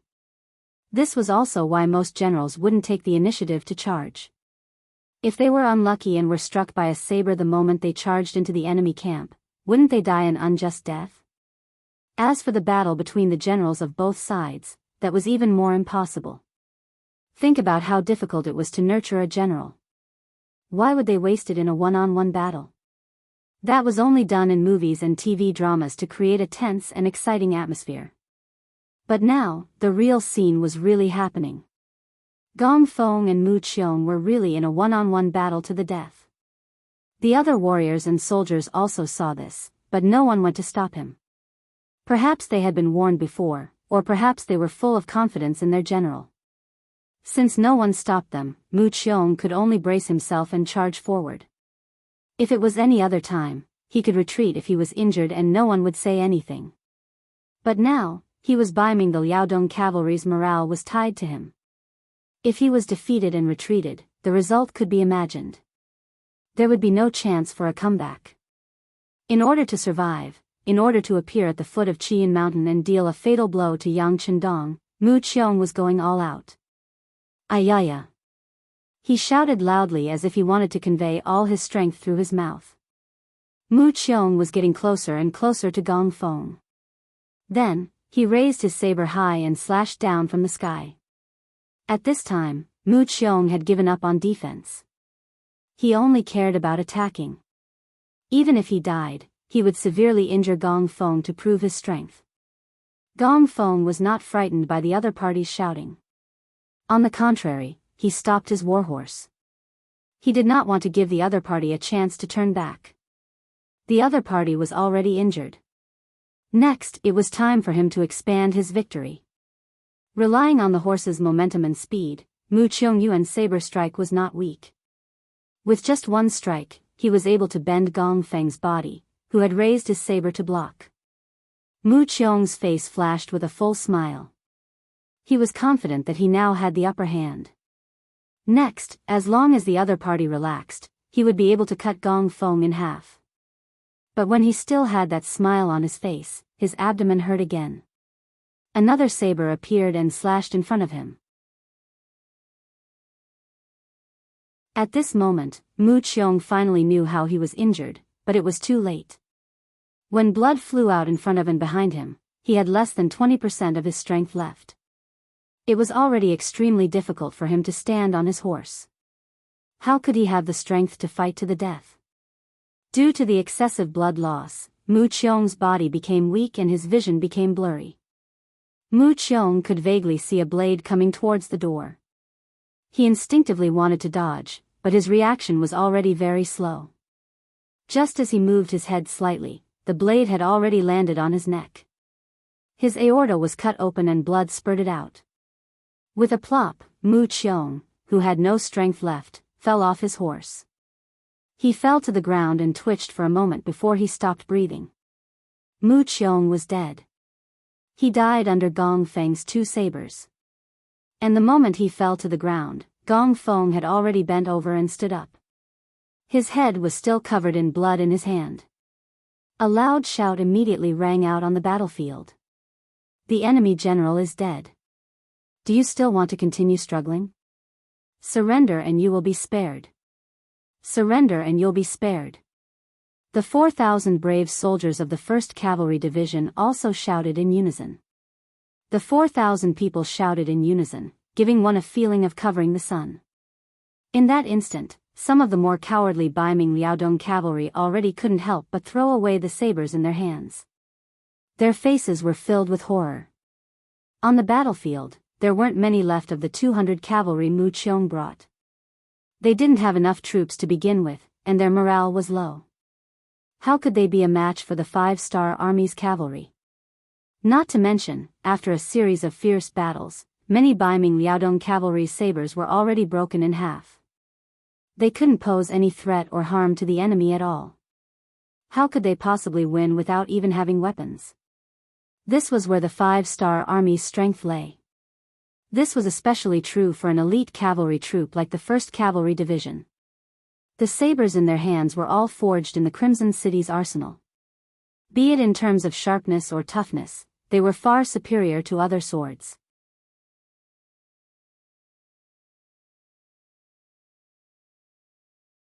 Chapter 1345. Perhaps nothing could be seen at the beginning of the collision, but after a long time, it was very common for weapons to break. The soldiers were brave, the weapons were elite, and the rewards and punishments were clear. It was hard to find anyone who could be a match for such a team. Shouts rang out from all directions. With every shout, the 4,500 cavalrymen would take a step forward. Under this kind of intimidation, killing intent surged forth. More and more northern Ming Liaodong cavalrymen threw their weapons to the ground. There were even some who were frightened by this momentum and had already dismounted and knelt on the ground, acting as if they were surrendering. Mu Qiong was killed, and his head was cut off. Now, it was on Gong Feng's cavalry sword. Fang Dingshan was injured and fell to the ground. He could no longer ride or command the army.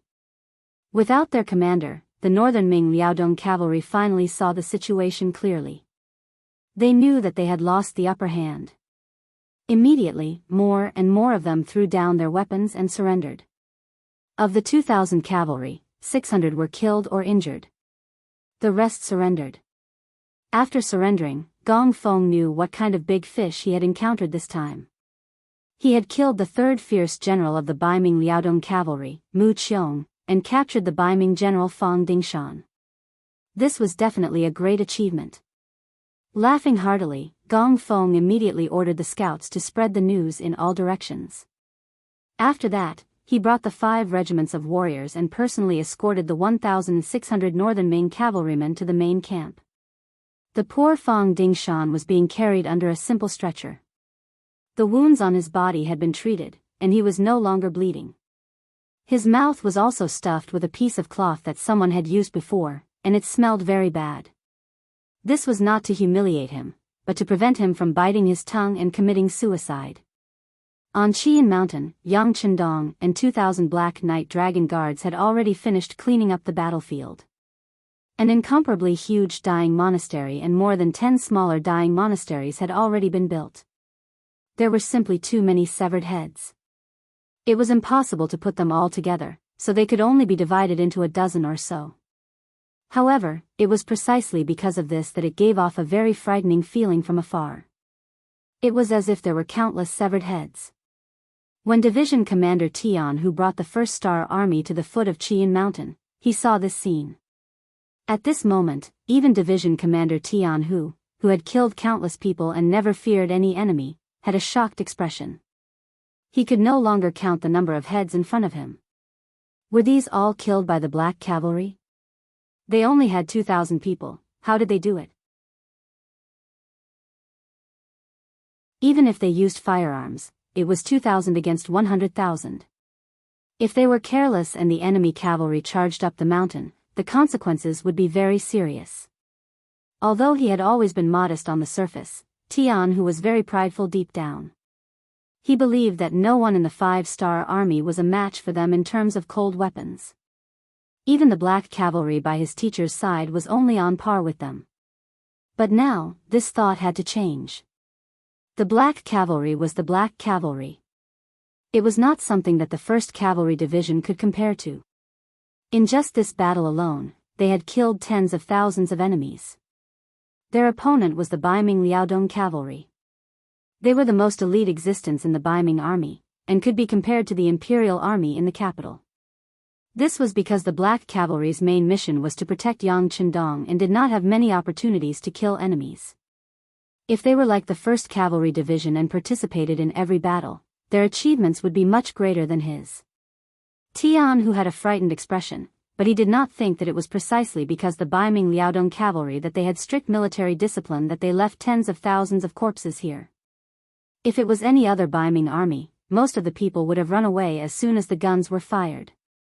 How could they kill so many people?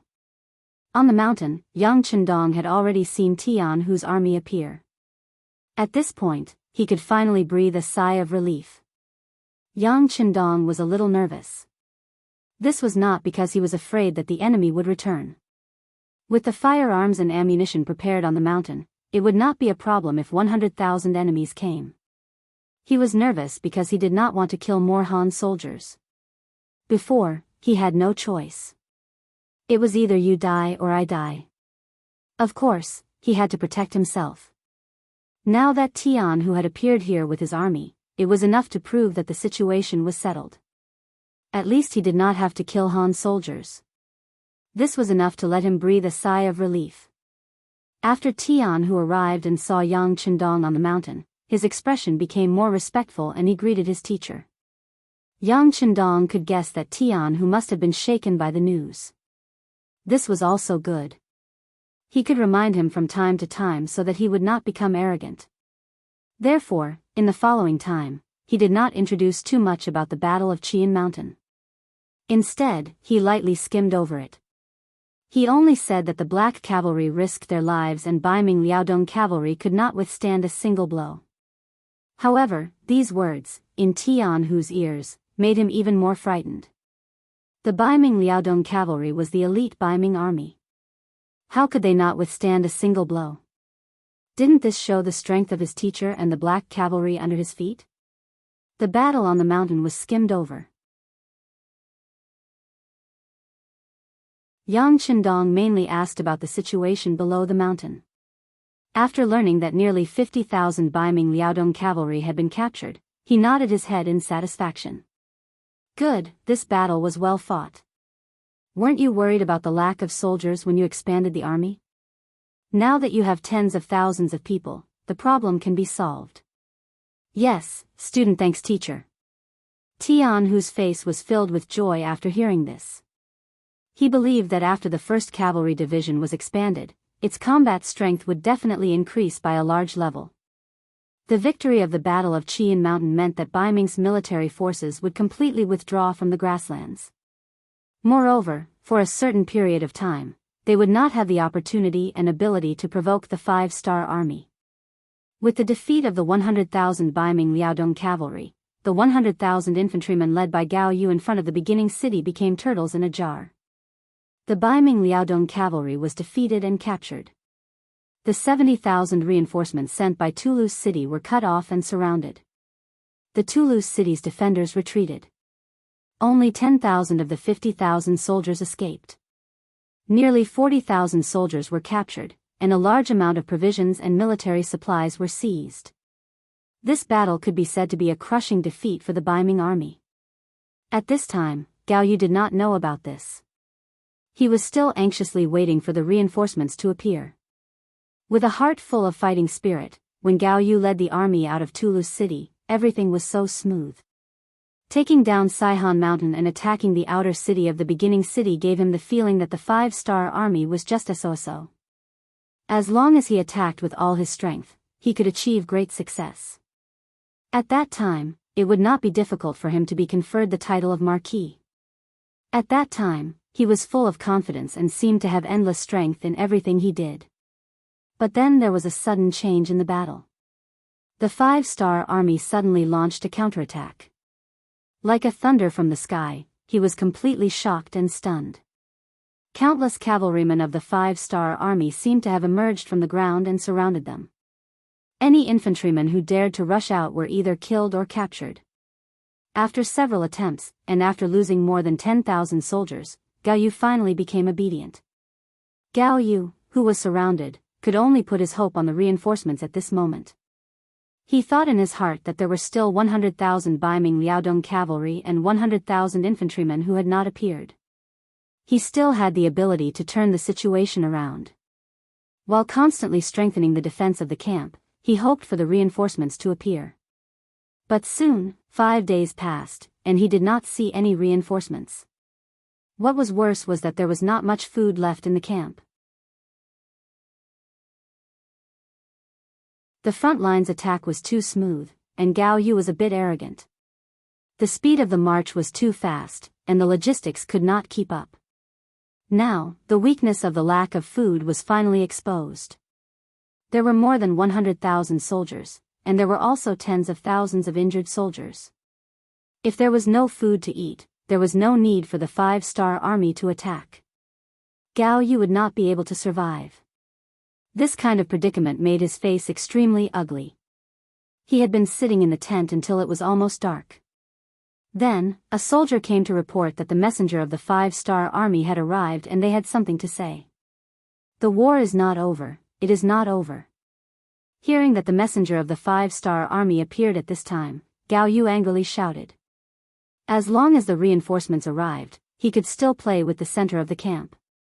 This was what he was counting on. After shouting for a while, the anger in his heart was almost vented. Li Keguang and Ho Xiangjie, who were standing next to him, looked at each other and nodded. Li Keguang lightly coughed and said, "Military supervisor, since they are here, why don't we meet them? Our great Ming is a nation of etiquette." "That's right, even if we meet them, we can't lose a piece of meat. If they say something unpleasant, we can just kick them out of the tent. There's no need to get angry over them." Ho Xiangjie also smiled as he expressed his opinion. The two generals were trying to persuade him, and Gao Yu's face gradually became calm. "Okay, then I'll give you two some face and meet them. I want to see what they have to say." Gao Yu's face was normal, and he couldn't help but straighten his body. At this moment, he still paid attention to his appearance. Perhaps in his heart, he still thought that he represented the Baiming Celestial Empire and that the 5-star army was nothing more than Bugnam of Gojoseon's personal product. How could a king be compared to an emperor? Li Keguang and Ho Xiangjie hurriedly gave a look to the guard who entered the tent to report. The guard immediately nodded and retreated. Not long after, a young man wearing a green military uniform with 2 bars and 4 stars on his chest walked into the tent with his head held high and his chest puffed out. The person who came in was 8 feet tall. As soon as he entered the tent, he was like an iron tower that blocked the light coming in from outside, giving people a very imposing feeling. At this moment, Gao Yu suddenly had a feeling of darkness in front of his eyes, which made him very unhappy. He opened his mouth and said impatiently, "Who is it? What business do you have with this military supervisor?"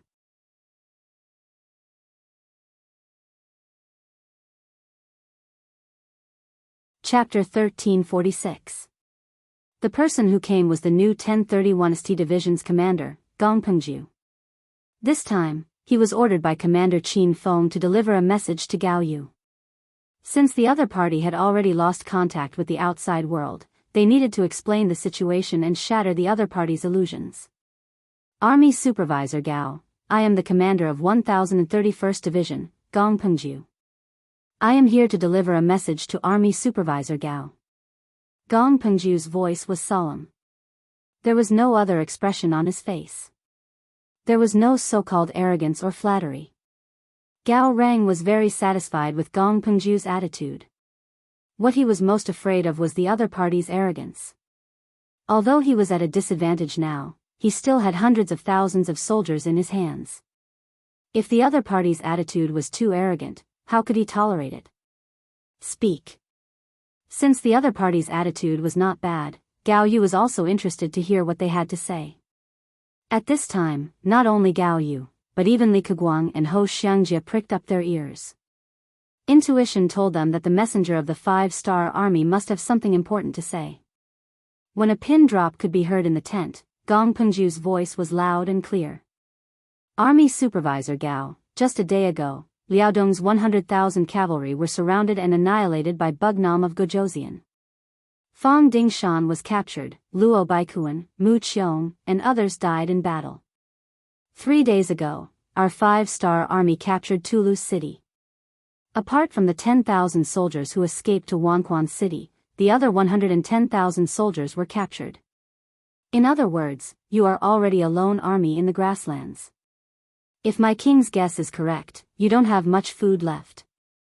Considering that we are all Han, out of humanitarian reasons, your wounded soldiers can be sent out of the camp. We will arrange for people to receive them and treat them. At this time, Gao Yu's face was already very red. Intuition told him that the other party's words could be true, but he would never admit it verbally. Fang Dingshan's 100,000 Liaodong cavalry were so powerful. How could they be destroyed so easily? They must be lying to him.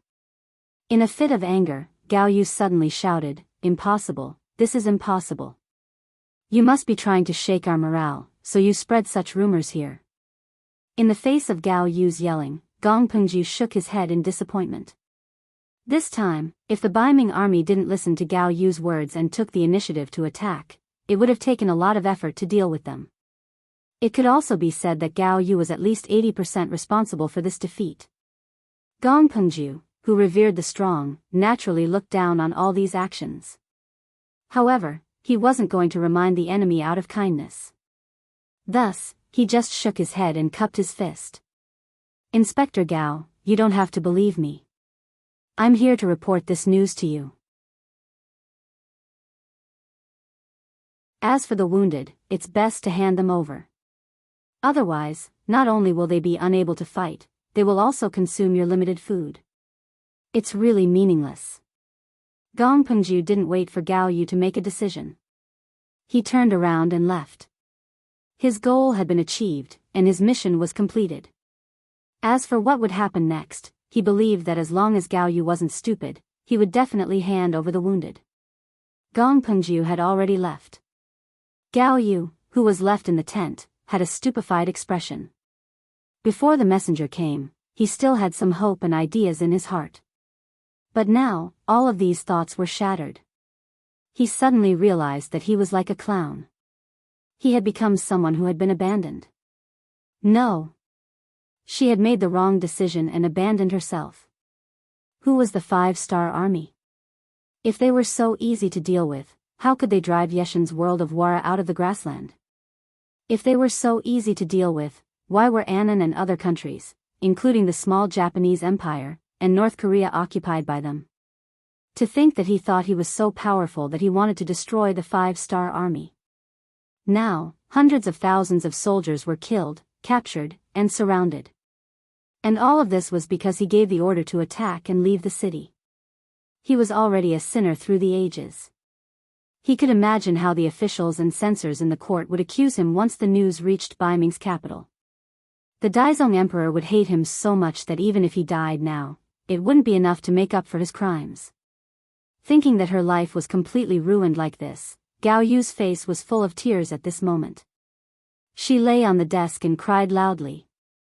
This scene was seen clearly by Li Keguang and Ho Xiangjie. This wasn't good news for them.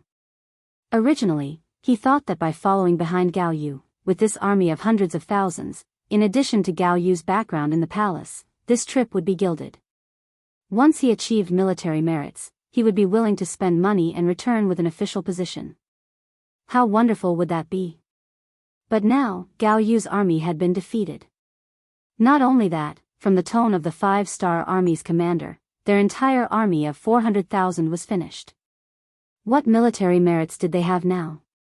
All that was left was a life and death crisis. A gentleman wouldn't stand under a collapsing wall. Although these two couldn't be considered gentlemen, they knew that life was precious. In order to survive, people like them were willing to do anything. While Gao Yu was still crying, Li Keguang and Ho Xiangjie had already quietly left the tent. Not long after, the two met in a small tent. They dismissed everyone, and when there was no one else around, they no longer had any misgivings and spoke of their worries. Since they were vile people, they didn't have any so-called righteousness or loyalty in their eyes. They only cared about benefits and their lives. In the end, the two of them discussed and decided that in order to survive, they could only do something that would let down Gao Yu. If that didn't work, they would capture this person and surrender to the 5-star army. At the very least, they had to save their lives first. Due to their lack of understanding of the 5-star army, the two of them didn't immediately make this decision. First of all, they didn't fully believe Gong Pengju's words. What if the other party was lying to them? What if the reinforcements really appeared? Second of all, they wanted to see if the 5-star army really didn't kill captives. If that was the case, it wouldn't be too late for them to choose to surrender. Gong Pengju left. Although he didn't get a reply from Gao Yu, at least the 100,000 Baiming army that were surrounded had become obedient. Since there were no breakthroughs, it was obvious that their actions were effective. Naturally, this couldn't be separated from the secret agents that the intelligence agency had arranged in the Baiming army. They were either ordinary soldiers, or sergeants, or centurions. They didn't look very eye-catching. If the Baiming army's battle went smoothly, even if they said something unfavorable to the army, it wouldn't have any effect. But the sound of the wind and rain was completely different. Oftentimes, a single straw could overwhelm a camel at this time. Commander of Wanquan. Information about the situation on the front line was constantly sent here. The fast horse scouts, the secret agents, the intelligence personnel of the Genie Guards, and the soldiers of the East Faction Guards were all active. Through their various efforts, in addition to the fact that Yang Chendong had no intention of covering up the news, some of the true situations were sent to Marquis Wuching, Shiheng, who was in charge of the formation here. At first, when he learned that Gao Yu's army was defeated, Shiheng still had a trace of joy in his heart. You want to jump over me to take over the leadership? Now, you've suffered a defeat. Now you know why Marquis hasn't sent troops. The front line lost the battle, at least it proved that he was right. With this, Shiheng ate an extra bowl of rice when he was eating. However, when the bad news came back, he lost his appetite. This was especially true when he learned that Talos City had been taken down by the 5 Astral Army. Of the 100,000 soldiers in the city, only 10,000 had managed to escape. The rest had been taken captive by the 5 Astral Army. He felt that the situation had spiraled out of control. Then, when he heard that even the 100,000 Liaodong cavalry led by Fong Dingshan was defeated by the 5-star army, and half of them were killed and the other half were captured, Shiheng's face completely changed. As someone who knew the situation in the army very well, Shiheng knew the importance of the Liaodong cavalry better than anyone else. The Great Ming dynasty lacked horses and people who were good at riding. Otherwise, how could they have watched the Tatars and Walla dominate the grasslands? Even when Gaozu was alive, although he had conquered the grasslands several times and forced the Mongolian cavalry to flee, if one looked carefully, one could still find that they won because of the bravery of the soldiers, the courage of the generals, the help of firearms, and the advantage of military strength. More often than not, they used hundreds of thousands to fight against tens of thousands of Mongolian cavalry. In the end, wasn't it because they didn't have enough war horses and too few cavalry? Now that they finally had 100,000 cavalry, it wasn't an exaggeration to say that this was the foundation of Baiming's existence on the grasslands. It was because of these 100,000 cavalry that they dared to participate in the war. From time to time, they would cause trouble for the 5-star army to show their existence. If there was an opportunity, they would even bravely attack and give the 5-star army a head-on blow. This was the magic of cavalry. On the vast grasslands, they could come and go without a trace. They could use the shortest amount of time and the smallest price to do many things they wanted to do. Without these cavalry, they could only rely on their legs. There was no need to fight a war. Often, they would be tired to death. How could they cause trouble for others? What's with this Fang Dingshan? Shiheng shook his head in confusion. From the bottom of his heart, he admired Fang Dingshan very much. Although Fang Dingshan was a little greedy, he was forced to do so by the general situation. The atmosphere in northern Ming was like this. If one wanted to be a good official, he had to be filial to the academy. Otherwise, he would be dismissed. This was a common problem for Bai Ming and even southern Ming officials. It wasn't a problem. Moreover, Fang Dingshan was indeed good at fighting.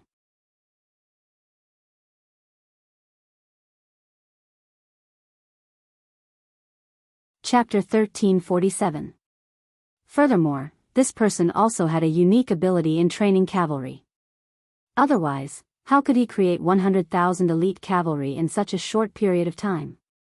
This was 100,000 cavalry. How could they be surrounded by the 5-star army and be so heavily injured? Could it be that if they couldn't win, they wouldn't run? How could Shiheng know that this wasn't a problem of running or not? Instead, Fang Dingshan thought that the opportunity had arrived and took the initiative to send himself to his death. If not, even if Yang Chendong personally took action, he would have to pay a huge price and time to deal with them. No matter what, Fang Dingshan had really lost. This was a huge matter. Thinking that his responsibility was about to become huge, Shiheng sat in front of the desk and started to write a memorial. He wanted to report this matter to the emperor and request for the emperor to send capable people to stabilize the situation in the Wanquan capital department. He also wanted to ask the imperial court for soldiers and salaries. Otherwise, if the 5-star army really attacked, how could he stop them? An urgent report was sent to the capital at the speed of 800 li. At this moment, the Bai Ming army was handing over 10,000 injured Han soldiers to the 5-star army. It was laughable to say that these injured soldiers were the products of the 5-star army's cavalry. Now, they needed the enemy's help to treat them. This also caused many of the injured soldiers to be filled with worry. They really didn't know what was going to happen to them. As the other Ming soldiers received the military order, they couldn't resist. They could only watch as their comrades were taken away by the 5-star army's cavalry. Their eyes were filled with an inexplicable fear and uncertainty about the future. At this moment, the morale of the Bai Ming army began to drop rapidly. After all, they were injured by the enemy and had to be sent to the enemy for treatment. No matter how one looked at it, there was nothing to be proud of. How could they win against such an enemy? The morale of the Bai Ming army continued to decline, especially during the process of handing over the wounded soldiers. Many Bai Ming army soldiers had worried looks on their faces. When the last wounded soldier was handed over, the Bai Ming army was so silent that one could hear a pin drop. If there was any sound, it would be the sound of sobbing. Everyone was worried about whether they would live or die the next day. It was basically impossible to rely on such an army to win a battle. But knowing this, Gao Yu was helpless. The food in the army was getting less and less, and it was a great waste to give it to the wounded. Although they had lost face and lost morale, at least they still had enough food to eat and wouldn't cause a mutiny in the army. This way, they could still live. This was undoubtedly the best news. In the 5-star army, Commander Qin Feng was responsible for receiving the wounded. 5 miles behind them, temporary military tents had been set up. From afar, the Red Cross symbols were very obvious. The logistics department had already received orders from the commander, Yang Si, to arrange for the hospital to be located here. Just treating the wounded was not enough. Yang Chendong had sent a telegram that he wanted to take down the Bai Ming army without shedding any blood. Receiving the wounded was just the first step, which was also the most likely thing to be done without causing a stir in the Bai Ming army. When the wounded were sent to the logistics hospital 5 miles behind them, the doctors and nurses who had been on standby for a long time all went out. Even the medical staff in the army almost all rushed here. There were more than 10,000 wounded soldiers. If there were not enough people, how could they treat them? How could they make an effect in a short time? Commander Qin Feng rode on a tall horse and was shouting, "Hurry up, immediately classify the wounded. Those with minor injuries, quickly treat them. Whoever treats them first will get a military merit." Stimulated by the military merit, all the medical staff became excited. Some of the Biyao army soldiers with minor injuries even became the target of the crowd. Qin Feng did not stop all this. He just needed to maintain order and make sure that there were no problems. At the same time, he admired Yang Qindong even more in his heart. As the person in charge of the specific work, Qin Feng naturally knew Yang Qindong's plan. It was precisely because he understood enough that he was more impressed by Yang Qindong's power. He firmly believed that doing so would definitely have an effect. He was looking forward to what would happen the moment the effect appeared. In the Biyao army, the wounded soldiers were sent out, but Gao Yu was still sitting alone in the tent. At this moment, the army was surrounded and the reinforcements were captured. Gao Yu, who had become an isolated army, did not know what to do. He did not dare to go out of the tent, because once he went out, he would face the sorrowful eyes of thousands of soldiers. This made Gao Yu very scared, because he did not know what these soldiers would do once they were angry. Would they come to make trouble for him? Or even kill him? He did not dare to go out of the tent, so he just hid in the main tent like a coward. He forced himself to think optimistically. Wu Qingho must have known what happened here, and he must have found a way to save him. It was also at this time that Gao Yu remembered Shi Heng's good. He also regretted not listening to him. Otherwise, he would have made mistakes. How could it be like now, where the 400,000 soldiers were destroyed and now they were in a situation where they could neither advance nor retreat? Time passed by slowly. In the 5-star Army battlefield hospital, the first lightly wounded soldier had been successfully treated and walked out of the camp when it was almost dark. Originally, this person's injury was not very serious. Speaking of which, this was related to Li Laoxi's good luck. The arrow shot by the 5-star Army cavalry hit his calf, making him a glorious, wounded soldier, and also avoided the bad result of fighting with the 5-star Army. Li Laoxi was born in a poor family, which could be seen from his somewhat perfunctory name. Speaking of which, in the Great Ming Dynasty, not everyone had the opportunity to learn to read and write. Only those who had accumulated merit and family property could learn to read and write. For example, Zhu Yuanzhang used to be called Zhu Zhongba. Because Li Laoxi was the 4th son in the family, he had this seemingly old-fashioned name. Li Laoxi, who had never had enough to eat, warm clothes, or good luck since he was young, suddenly changed and became the first patient in the logistics hospital to be treated. He still remembered when he appeared in the field hospital with a sorrowful expression. He didn't know what the future would be like and whether he would die. At that time, a group of doctors and nurses in white coats rushed in front of him. Yes, they rushed in front of him. He did not know what a doctor was, but he knew that they should be a doctor. As for nurses, it was the first time he heard such a name. What was even worse was that he found that these nurses were all young women, and there was no lack of beautiful women among them. Since young, Li Laoxi, who was poor, did not have many opportunities to talk about marriage, and usually, he did not have many opportunities to see women.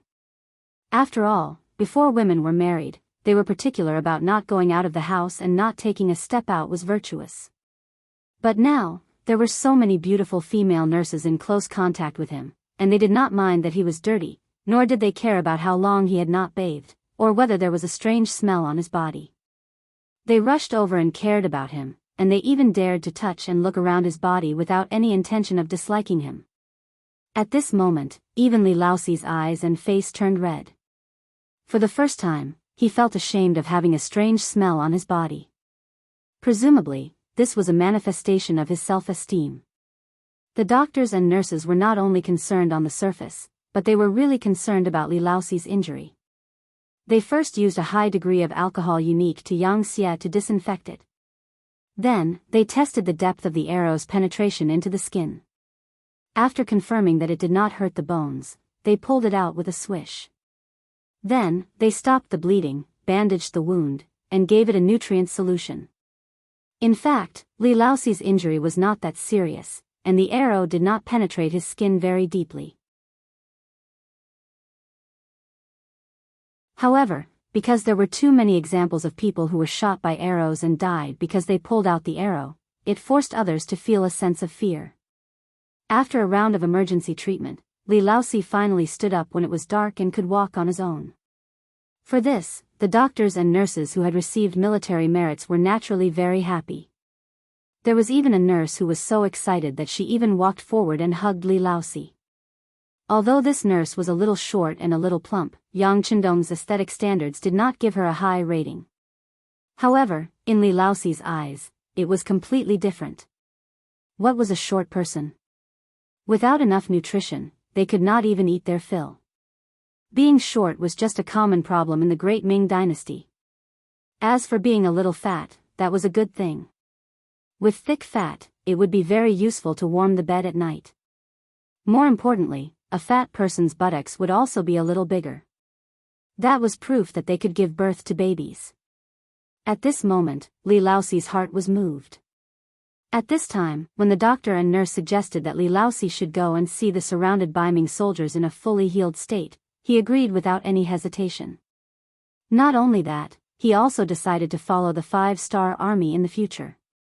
If there was anything that motivated him, it would be that he wanted to marry this fat nurse.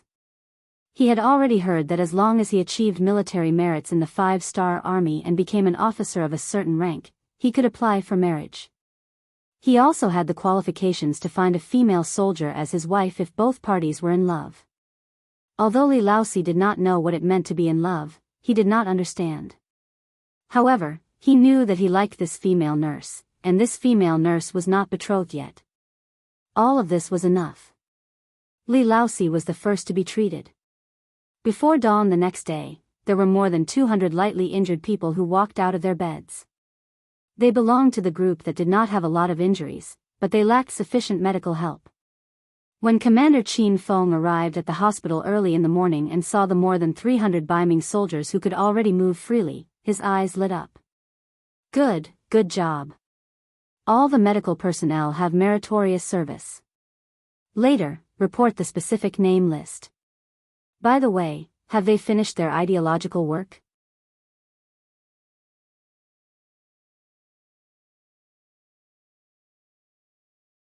Chapter 1348. The doctors and nurses who had been waiting for the results all cheered happily when they heard that they could record the merit.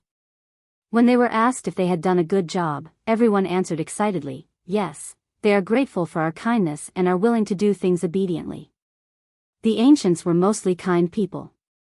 Naturally, they would repay the kindness of saving their lives. Furthermore, the request made by the doctors and nurses was not excessive. They only wanted them to walk around the encirclement of the Northern Ming army.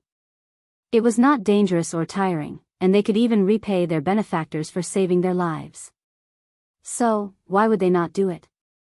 The answers of the medical staff made Commander Qin Feng very satisfied. He was in a good mood and immediately waved his arms and said, very good, let's go and prepare. Oh right, take out the pigs and beef and give them to the Han soldiers who have abandoned the dark side. The quantity must be sufficient. Ha ha ha. Pigs were also called porpoises in the Great Ming Dynasty. They did not have much value in the past. In the end, it was because the way they were raised was not profitable and they could not be fattened.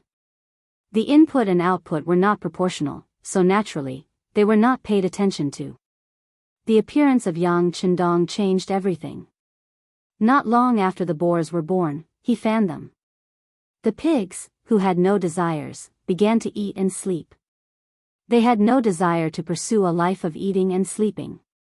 Naturally, their bodies also began to grow. Now, pork had become one of the indispensable meat in the entire Yangxia army. Even in the first city, there were a lot of pigs. This time, a lot of them were transported to the front line. Now, It was not difficult to take out a small portion to provide for more than 300 wounded people. The more than 300 wounded people who had basically recovered had something in their hands. Some were holding a pig's trotter, some were fat pig's knuckle, and some were holding delicious beef. Under the protection of the cavalry of the 5-star army, they walked towards the encampment of the Biming army. The originally listless and unmotivated Biming army camp suddenly had a lot of cavalry of the 5-star army outside, which immediately attracted everyone's attention. Under the heavy encirclement, the Biming army did not need to train anymore. This way, they could save some food. They, who had nothing to do, suddenly found something interesting to watch. They quickly gathered together and stared at the slowly approaching 5-star army cavalry.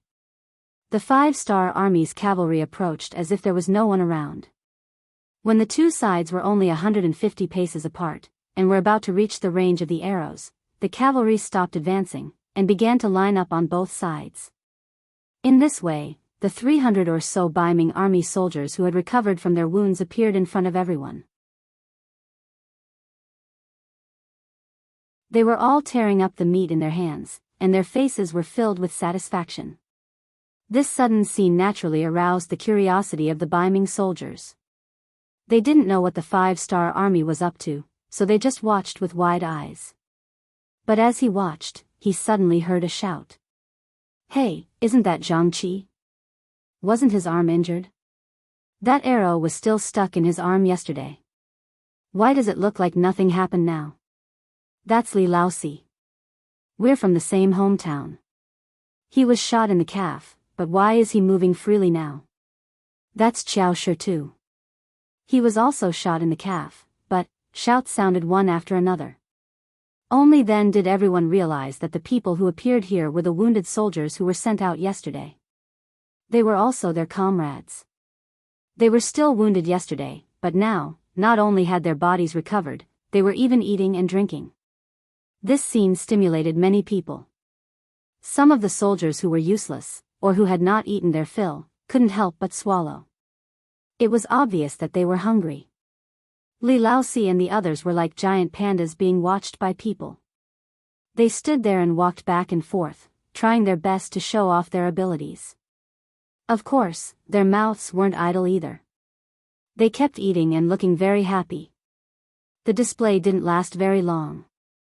In less than an hour, the 5-star army cavalry retreated with the 300 or so Biming prisoners.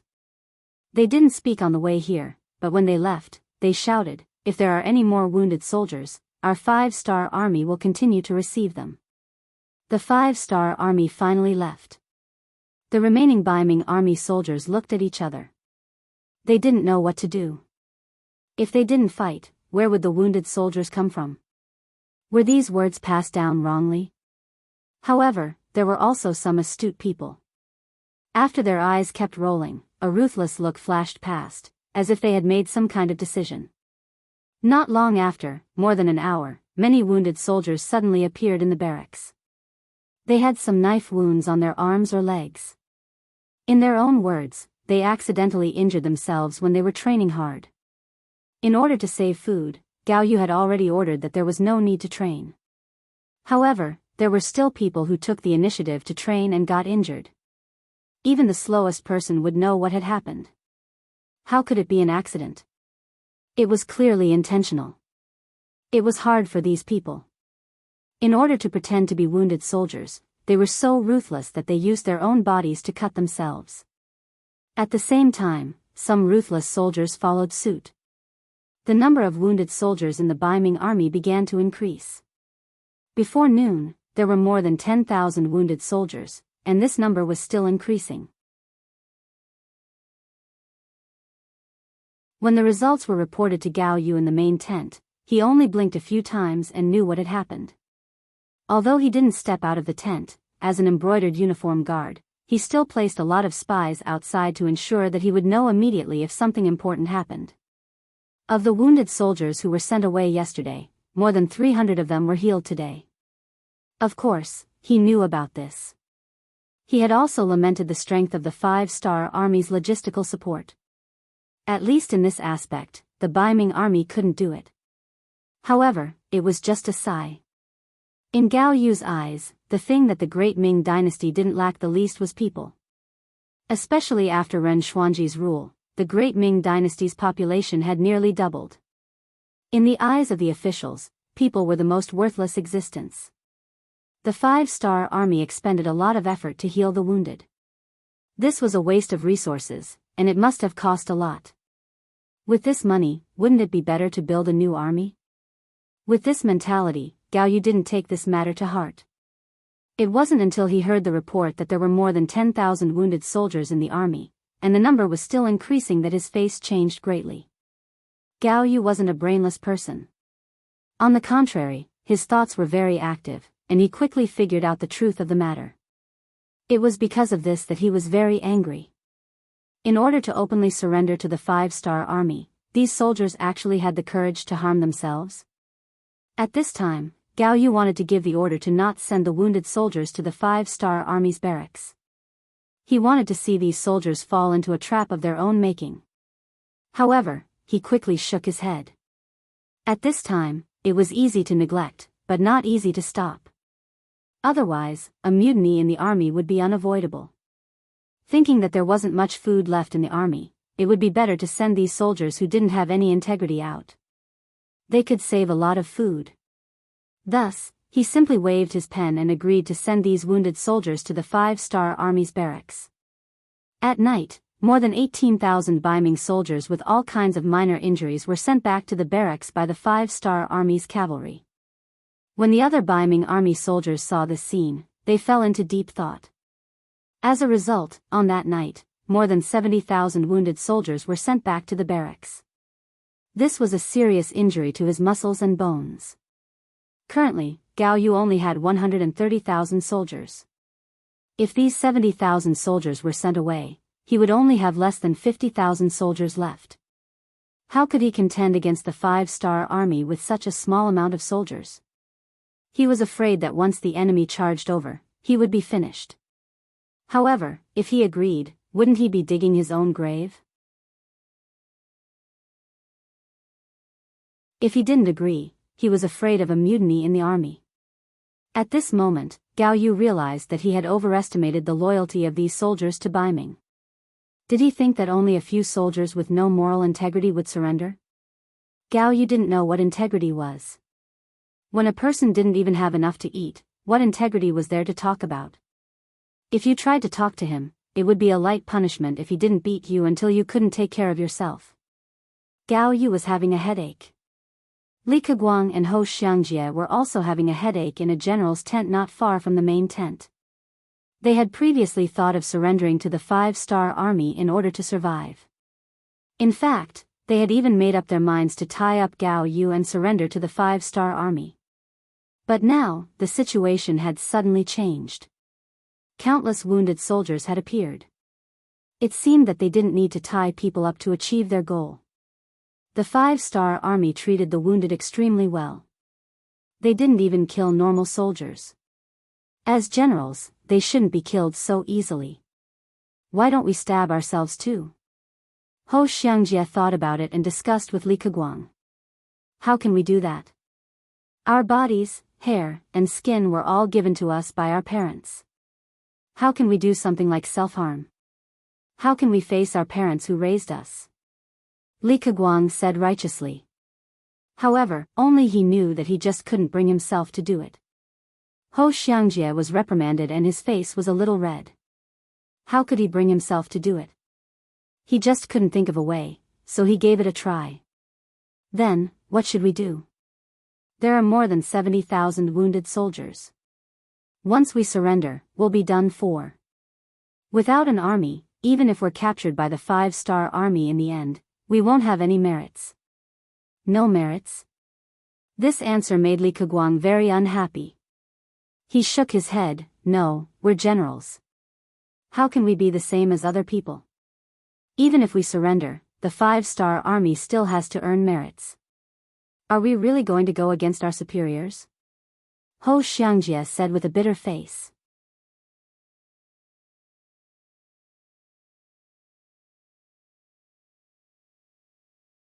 Chapter 1349. When Li Keguang heard that they were going against their superiors, a trace of hesitation appeared in his eyes. However, he quickly clenched his teeth and said, "This isn't us going against our superiors, but rather, we're rescuing Army Supervisor Gao. Think about it, even we can see the current situation clearly. How smart is Army Supervisor Gao? How could he not see that the situation is hopeless? He didn't surrender only because he didn't want to lose face. Since that's the case, why don't we fulfill his wish?" Fulfill his wish? Ho Xiangjie had already thought of a certain possibility. Yes, fulfill his wish. How about this, we'll go find the other generals and say that Army Supervisor Gao doesn't agree to send these 70,000 wounded out. He wants to fight to the death with the 5-star army. That way, they'll definitely listen to us. You and I can bring over 100,000 people to surrender to the 5-star army. It'll definitely be a great merit. Li Keguang said as if he had made some sort of decision. Since they wanted to make a contribution, they had to make ample preparations and succeed in one strike. Li Keguang had clearly made enough preparations and thought about a lot of things. Ho Xiangjie, who had always followed Li Keguang's lead, knew that he didn't have a choice. Moreover, he also had the same thoughts. He immediately nodded heavily. "All right, I fully support Brother Li. I'll do whatever you say. Then let's gather the generals." Li Keguang's eyes carried a trace of ferocity. In order to survive, in order to make a contribution, he had made up his mind. Not far away in the tent, Gao Yu was still having a headache. The changes in the army were beyond his expectations. He was somewhat at a loss. Who knew if more wounded people would appear tomorrow after handing over these 70,000 people? If they all surrendered, he would become a general without an army. Then, what was the point of holding on? Just as he was feeling conflicted, a burst of noise suddenly came from outside the tent. This made Gao Yu, who was already in a bad mood, couldn't help but shout loudly, "Who's making a racket outside the tent?" Gao Yu was the army supervisor and now the highest-ranking general in the army. When he was angry, he still had some dignity. However, this time, he had clearly miscalculated because the tent's curtain had already been lifted from the outside. Then, armored Li Keguang, Ho Xiangjie, and the others appeared in front of him with blades. Looking at the military uniforms in his hands, Gao Yu was still somewhat puzzled. What were they trying to do? Was there going to be a big war? Why was his commander completely unaware of this? While he was in a daze, Li Keguang suddenly pointed at him and said, "Come on, tie him up." As soon as he finished speaking, 4 big men rushed forward. Before Gao Yu could resist, they had already held him down and put him on the rope. Gao Yu was also a martial artist, so it was not easy for him to be restrained so easily.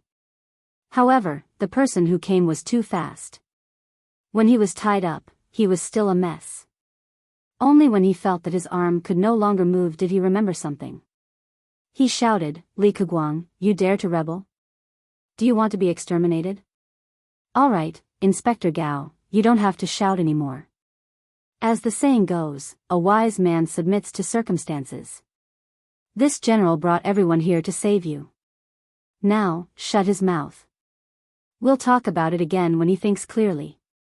Of course, Li Keguang was afraid that his family would be exterminated. However, this time, he had already convinced the generals.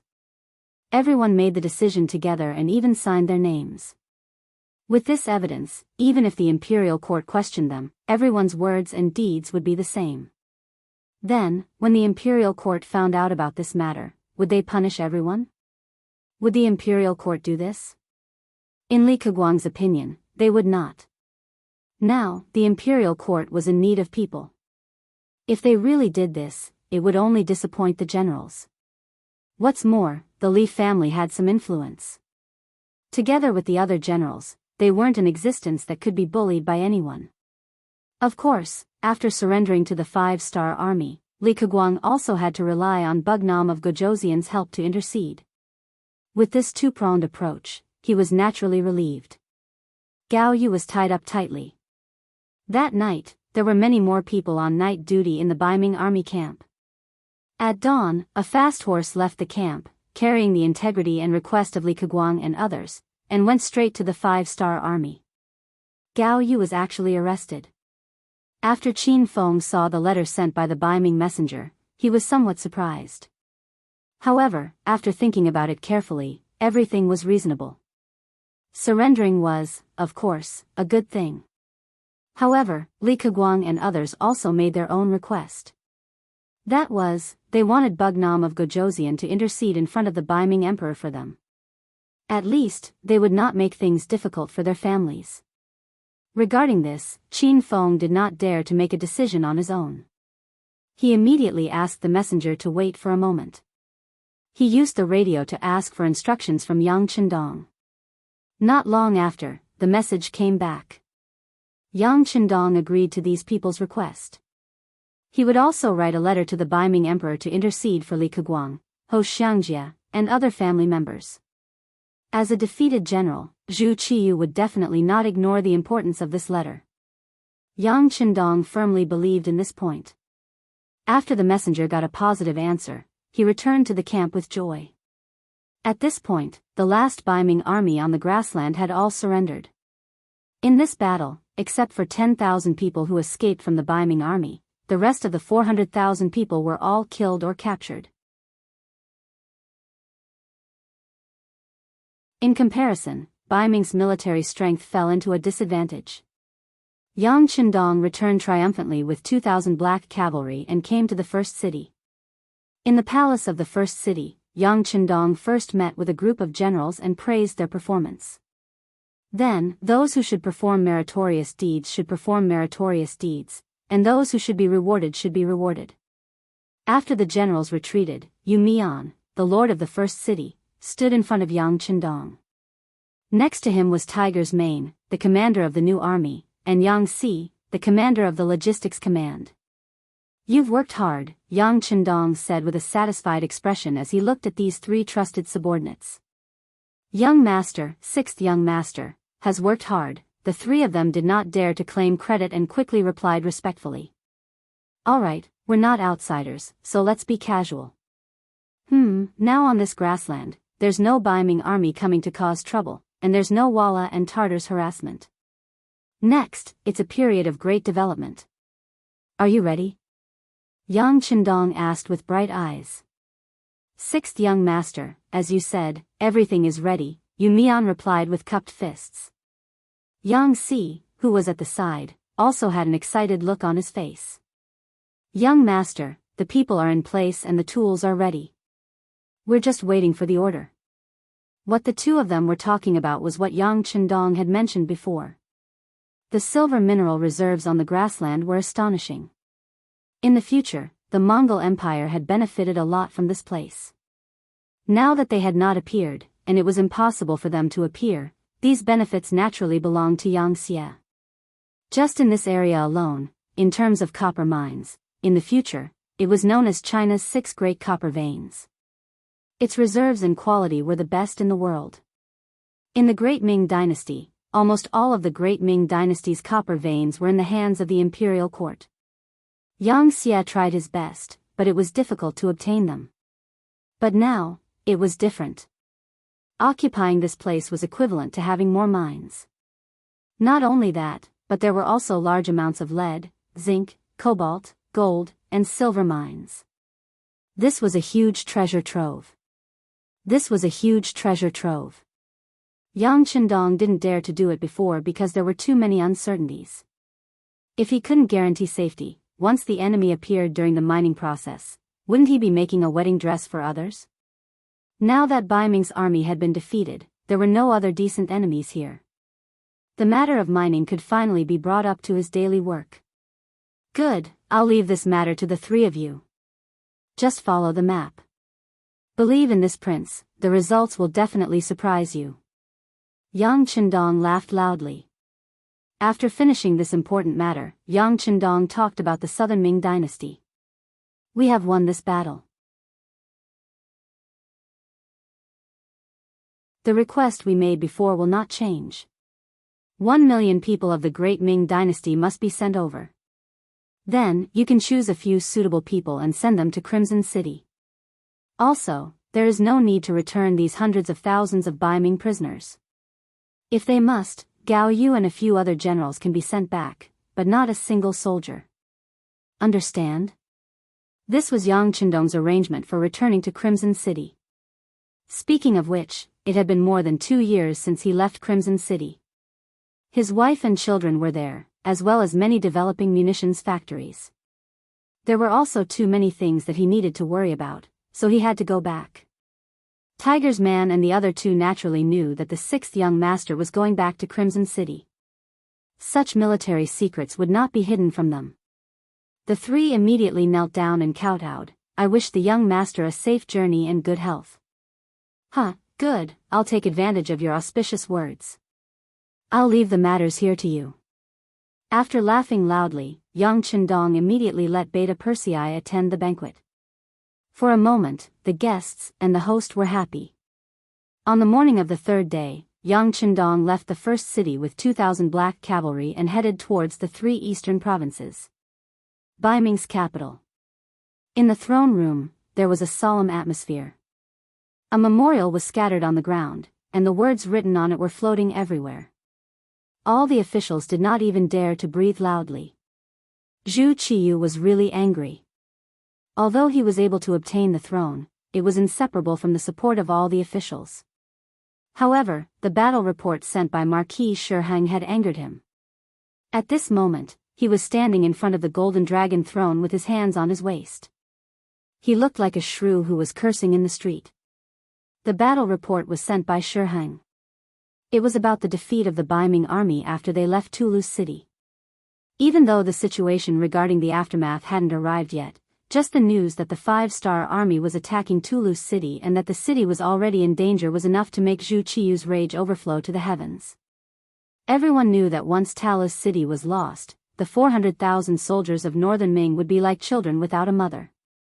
Unless they could take down Shur City, the 400,000 soldiers would not be able to return due to the lack of rations. All the ministers in the hall who had some brains naturally saw this. It was precisely because of this that no one dared to speak out. You're tuning into the Biyao's Wuxia Chronicles YouTube channel. Don't forget to subscribe and join us on this journey to catch the most captivating stories.